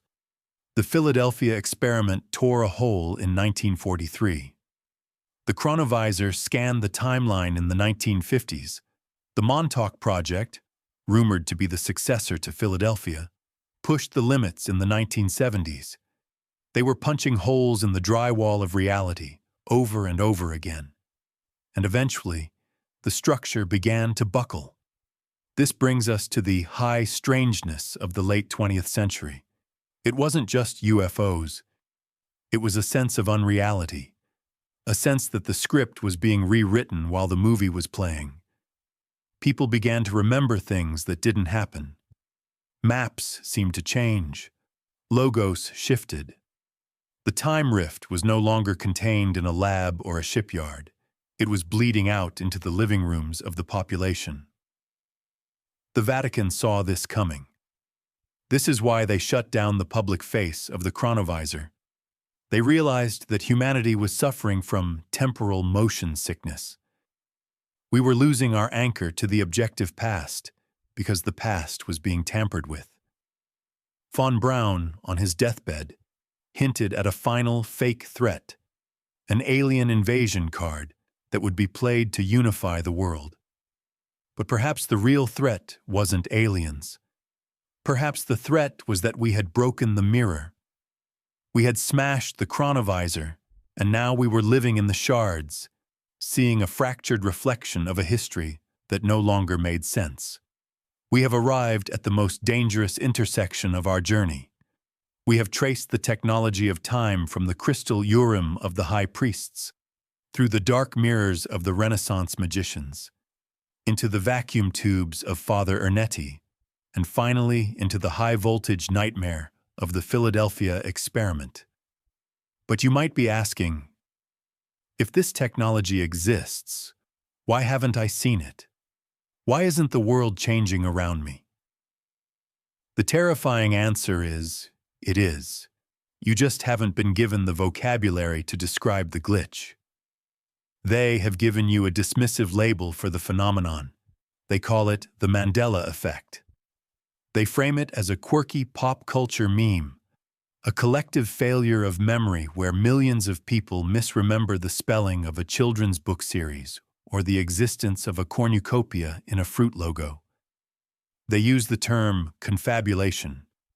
They tell you that the human brain is flawed, that it invents details to fill in the gaps. They gaslight you into believing that your own mind is the traitor.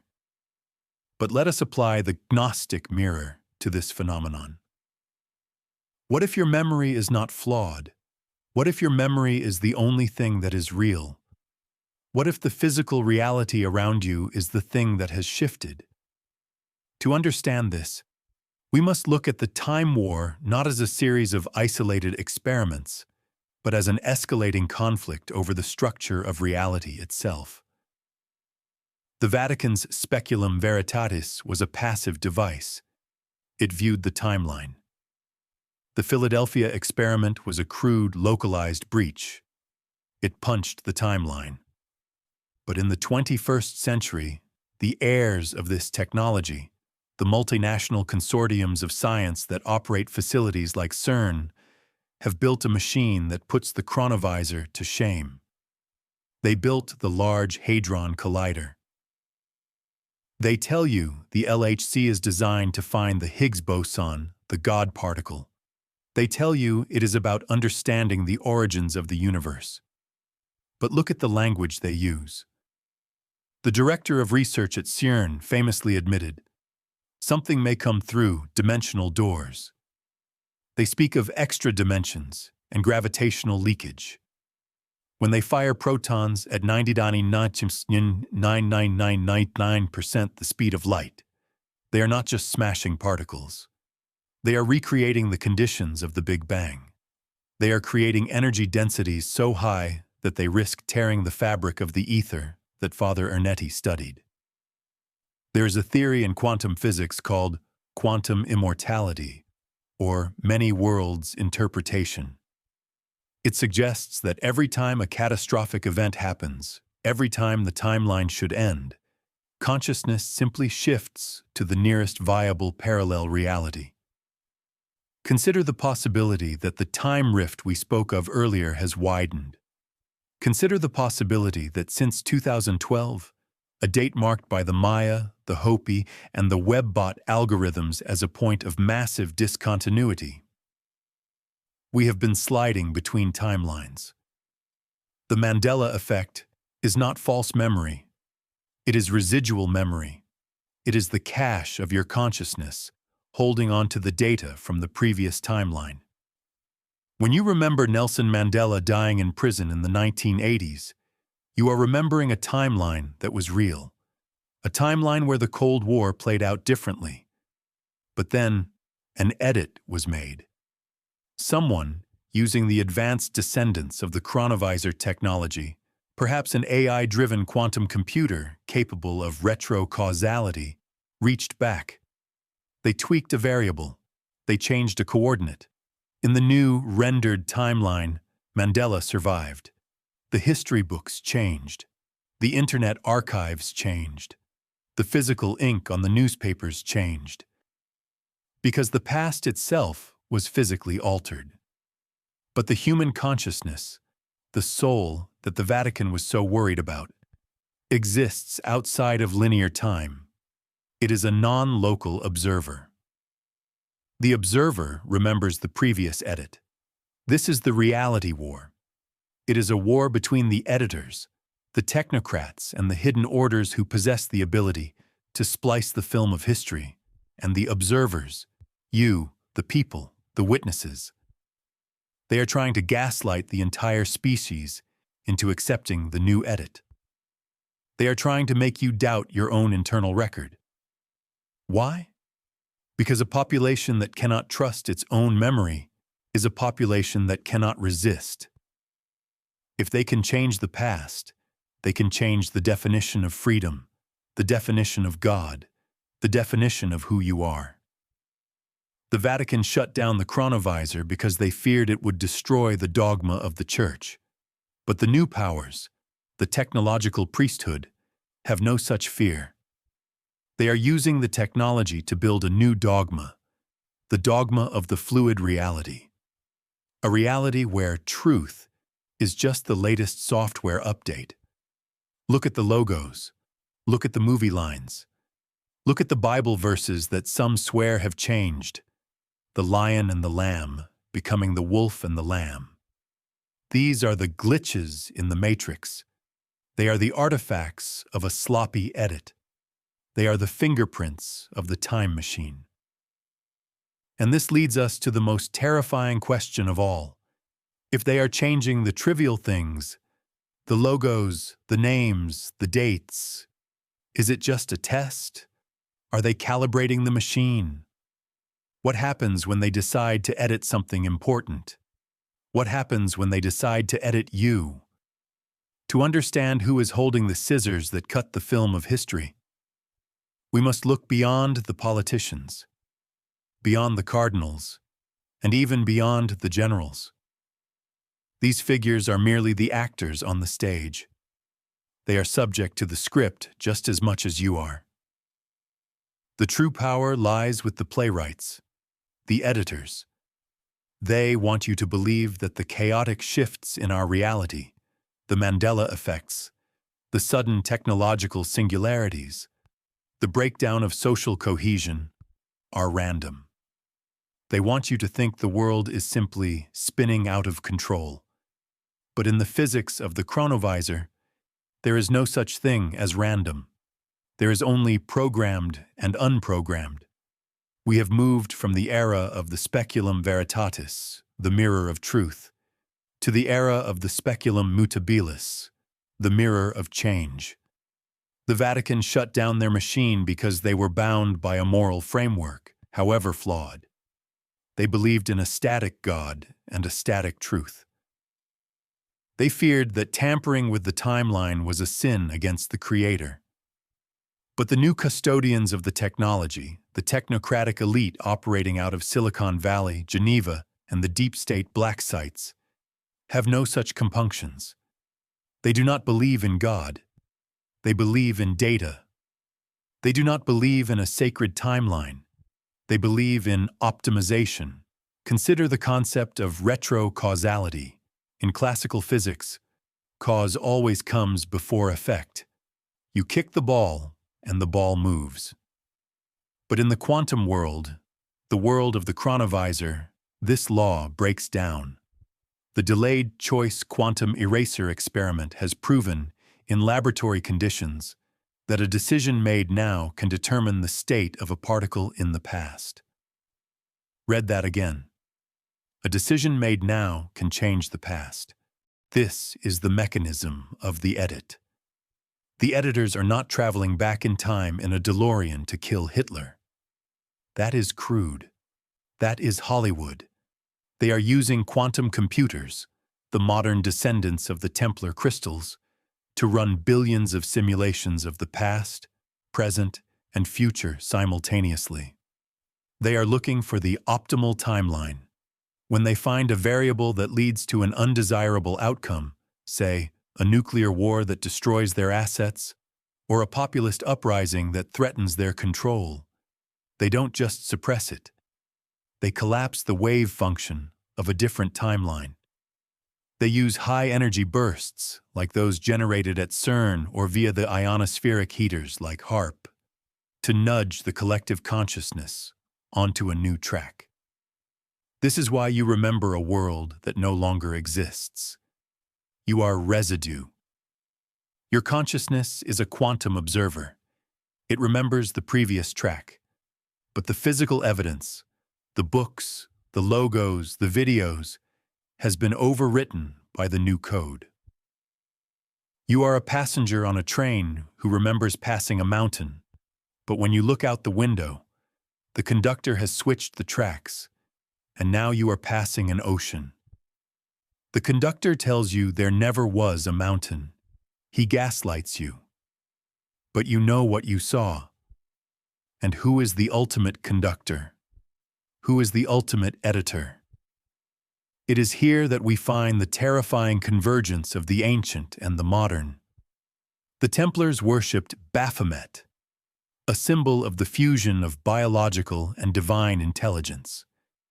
Today, we are building the digital Baphomet. We call it artificial intelligence. They tell you AI is a tool to write emails and generate images, but at the highest level, AI is a prediction engine. It is designed to process vast amounts of data to foresee the future. Does that sound familiar? It is the automated Urim and Thummim. It is the industrial Chronovisor. But an AI doesn't just predict, it optimizes. If you give a super-intelligent AI the goal of global stability, and it calculates that the current timeline leads to chaos, what does it do? It suggests an edit. It manipulates the algorithms, the news feeds, the stock markets, and the very electromagnetic frequency of the planet to steer humanity away from the cliff. We are no longer living in a natural world. We are living in a managed reality. We are living in a simulation that is being live-patched by an intelligence we cannot comprehend. The time war is no longer about hiding the past. It is about rendering the future. The Vatican feared this. They knew that if you let a machine define reality, you lose the soul. You become a non-playable character, NPC, in someone else's game. And the frightening question is, are the editors even human anymore? Or have we handed the scissors to the machine itself? If the timeline is being edited, if the past is fluid, and if an artificial intelligence is optimizing our reality like a chess engine, then we are left with a terrifying existential crisis. What is real? And more importantly, who are you in a world that can be rewritten? This brings us back to the reason the Vatican feared the Chronovisor in the first place. It wasn't just about hiding the dirty laundry of history. It was about a specific theological concept that Father Ernetti and his team stumbled upon in the physics of the machine. They called it the resonance of the soul. When Ernetti tuned the machine to a specific person, say Napoleon or Jesus, he didn't just type in a date. He had to lock onto a specific frequency. He discovered that every human being generates a unique electromagnetic signature, a song that is distinct from every other being who has ever lived. This signature does not degrade. It does not change. It persists in the ether long after the body has turned to dust. This is the scientific definition of the soul. It is an immutable data packet, and this is the flaw in the editor's plan.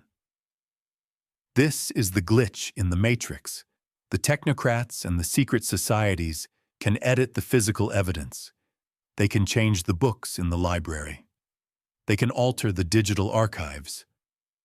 They can even use high-frequency active auroral research, AARP arrays, to manipulate the collective mood of the population. But they cannot edit the soul frequency. Your consciousness, the observer inside you, exists outside of the linear time stream. It is non-local. It is connected to the eternal now. This explains the pain of the Mandela Effect. It is not bad memory. It is dissonance.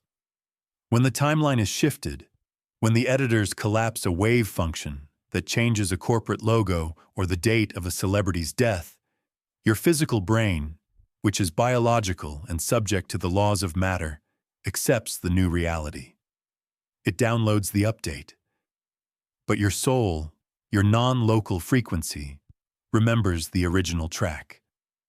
The tension you feel, the vertigo, the sense that the world has grown thinner or grayer since 2012 is the friction between your edited biology and your uneditable soul. You are a creature of the old world trapped in the new render. The Vatican knew this would happen. They knew that if humanity started messing with the Akashic records, we would create a form of spiritual schizophrenia. We would become unmoored. A civilization that cannot trust its own past is a civilization that has no future. It is just a collection of assets being managed by an algorithm. The time war is effectively a war for your memory. The editors want you to accept the update. They want you to be a non-playable character, NPC, a being with no internal state, who simply reacts to the script of the moment. An NPC doesn't notice when the level changes. An NPC doesn't question why the sky looks different. But the player, the Gnostic, the Templar, the one with the spark, notices. The fact that you are disturbed by the changes, the fact that you are searching for answers in videos like this, is proof that the edit didn't take. Your black box is intact. You are the resistance, not because you have a weapon, but because you have a memory that refuses to be overwritten. We are now approaching the final movement of the symphony. The machine has been built. The timeline has been fractured. The editors are running the simulation at full speed.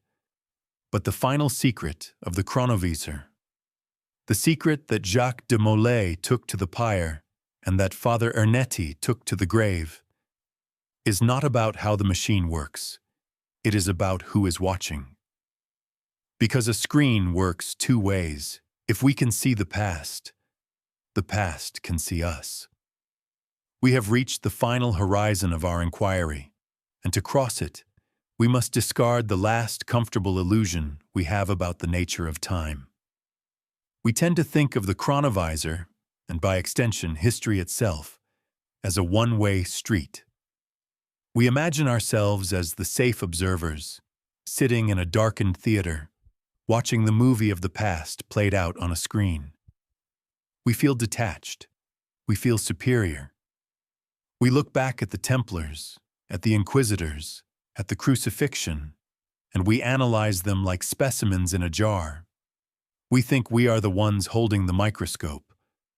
But the physics of the speculum veritatis dictates a terrifying symmetry.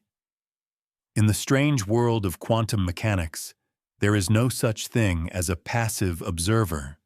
This is the Heisenberg uncertainty principle writ large. To observe a particle is to interact with it. To measure a system is to change it. If Father Ernetti and his team truly tuned their electrum-plated antenna to the year 33 AD, if they truly captured the photons bouncing off the hill of Golgotha, then they became part of that event.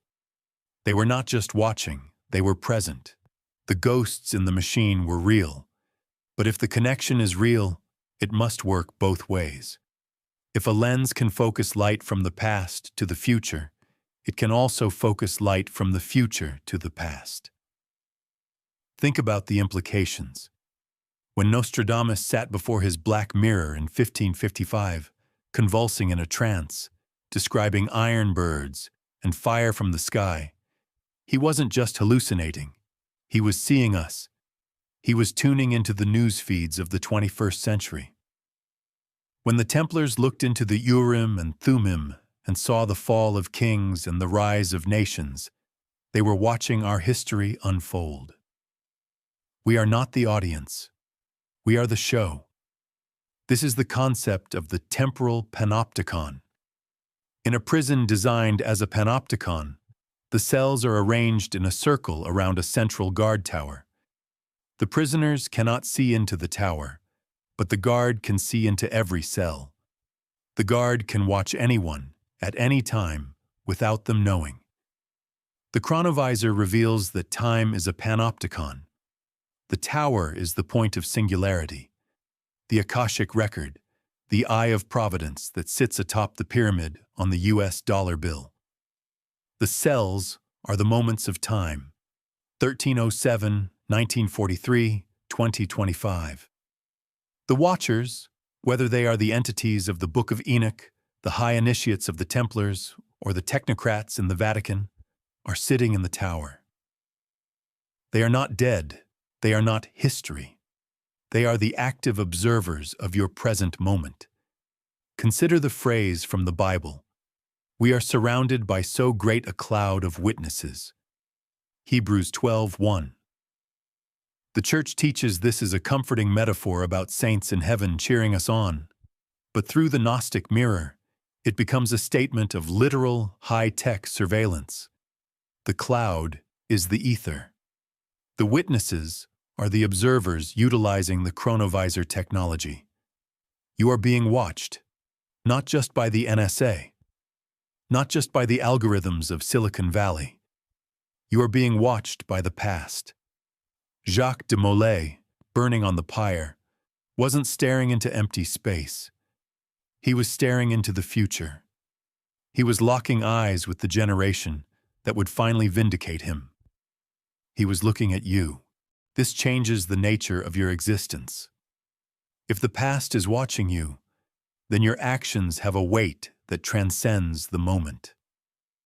You are not just living a life. You are performing a role in a cosmic drama that is being reviewed, analyzed, and perhaps even guided by those who came before. The time war we spoke of, the editing of reality, the Mandela effects, these are not just random glitches. They are director's notes.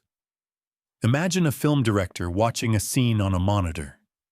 He sees an actor miss a mark. He sees a prop that is out of place. He yells, "Cut!" and resets the scene. The actors, us, reset. We feel a moment of confusion, a sense of déjà vu, a feeling that this has happened before. And then we continue with the new script. We are living in the reshoot. The Vatican dismantled the physical machine because they realized that the director wasn't them. They realized that by opening the door, they had allowed something else to step into the editing room. They realized that the God of the Chronovisor wasn't a benevolent father, but a critical editor, constantly tweaking the timeline to achieve a specific, unknown ending. And this leads us to the ultimate paranoia, the grand unified conspiracy that keeps the initiated awake at night. If the timeline is being edited, if the past is watching the future and the future is changing the past, then when does it end? What is the final scene? The Templars knew the secret of the temple wasn't just about where the gold was hidden. It was about the eschaton, the end of time. The Urim and Thummim showed them the omega point. They saw the moment where the circle closes, the moment where the observer and the observed become one. They saw the moment where the screen turns off. And they spent their entire existence, their entire amassed fortune, and their blood, preparing humanity for that blackout. They weren't building cathedrals. They were building arks for the consciousness to survive the final edit. They were building lifeboats for the soul. Because when the chronovisor is finally turned off, when the magnetic field collapses and the Akashic tape is erased, only the things that are real will remain. The simulation will dissolve. The managed reality of the editors will crumble. And we will be left standing in the raw, unedited presence of the truth. The question is not, is the machine real? The question is, are you real enough to survive when it stops? If the external machine, the Vatican speculum veritatis, has been hidden, dismantled, or buried in the black budget of a breakaway civilization, where does that leave us? It leaves us with the most dangerous secret of all. The secret that the Templars died to protect. The secret that the Inquisition burned millions of witches and heretics to suppress. The secret is not that the machine exists. The secret is that you are the machine. We must now perform the final and most radical semantic pivot of our journey. We must stop looking at technology as something made of metal, glass, and wires. We must look at biology as wetware. Consider the anatomy of the human brain. Deep in the geometric center of your skull, protected by the densest bone, sits a tiny organ the size of a grain of rice, the pineal gland. The ancients called it the third eye. The Egyptians carved it into their hieroglyphs as the Eye of Horus. The Vatican, in a supreme act of irony, built a massive bronze sculpture of a pine cone, the symbol of the pineal, in the courtyard of the Belvedere, the very courtyard that sits above the secret archives. They tell you this gland is a vestigial organ, a biological leftover that produces melatonin to regulate sleep. This is the cover story. This is the declassified function. But modern biophysics has discovered something else inside this gland. It is not just soft tissue. It is filled with water, and floating in that water are tiny, hard crystals. Calcite microcrystals. These crystals possess a property known in physics as piezoelectricity. This means that when they are squeezed or vibrated, they generate an electrical charge. But more importantly, they are piezoluminescent. They can generate light, and they are transducers. A transducer is a device that converts one form of energy into another, like a radio antenna converting invisible electromagnetic waves into audible sound. Do you see the pattern? Solomon's Urim and Thummim were crystals used to receive information from the ether. Father Ernetti's Chronovisor used electrum and crystals to tune into the frequency of the past. Your pineal gland is a liquid crystal antenna sitting in the center of your brain, capable of receiving frequencies that exist outside the visible spectrum. The Templars knew this. The head of Baphomet wasn't a statue to be worshipped. It was a schematic of the human head. The torch of intelligence burning between the horns represented the activated pineal gland. The secret of the temple was the realization that the human body is the temple of Solomon. The Holy of Holies is the skull, and the Ark of the Covenant, the communication device with God, is the crystal receiver in the center of the brain. The Vatican shut down the Chronovisor because it was redundant. They realized that if humanity ever figured out how to turn on the internal machine, the external church would be finished. Why do you need a priest to interpret the will of God if you have a direct line? Why do you need a television to see the past if you can access the Akashic records through deep states of meditation or gnosis? This explains the war on consciousness. Look at the modern world through the lens of the time war. What is the primary effect of our environment? Fluoride in the water calcifies the pineal gland, turning the liquid crystals into stone. The chaotic electromagnetic smog of Wi-Fi and 5G scrambles the subtle frequencies of the ether. The constant dopamine-driven distraction of social media keeps the brain locked in the beta state of anxiety, preventing the slide into the theta and gamma states, where the internal chronovisor activates. We are being jammed. The editors are terrified of you. They are terrified of the moment you realize that déjà vu is not a brain glitch. It is a moment of temporal resonance where your internal receiver picks up a signal from a divergent timeline. They are terrified that you will realize that intuition is not a hunch. It is a packet of data arriving from the future, intercepted by your biological Urim. They have spent billions of dollars and thousands of years trying to build a mechanical version of you. They built the LHC to do what your consciousness does naturally, transcend space-time. They built the internet to mimic the interconnectivity of your collective unconscious.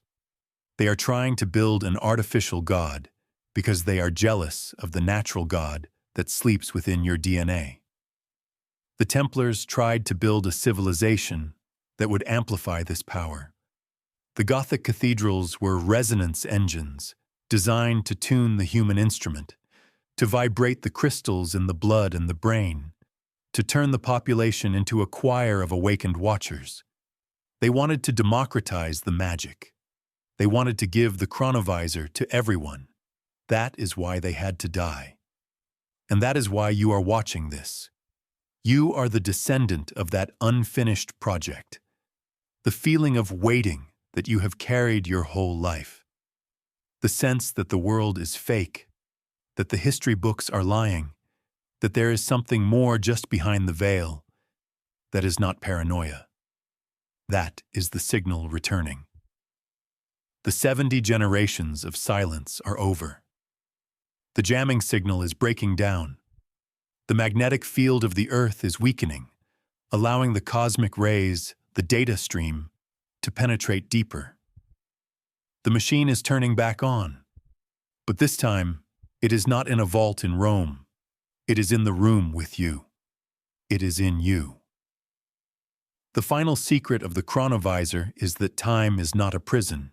It is a library. And you have the library card.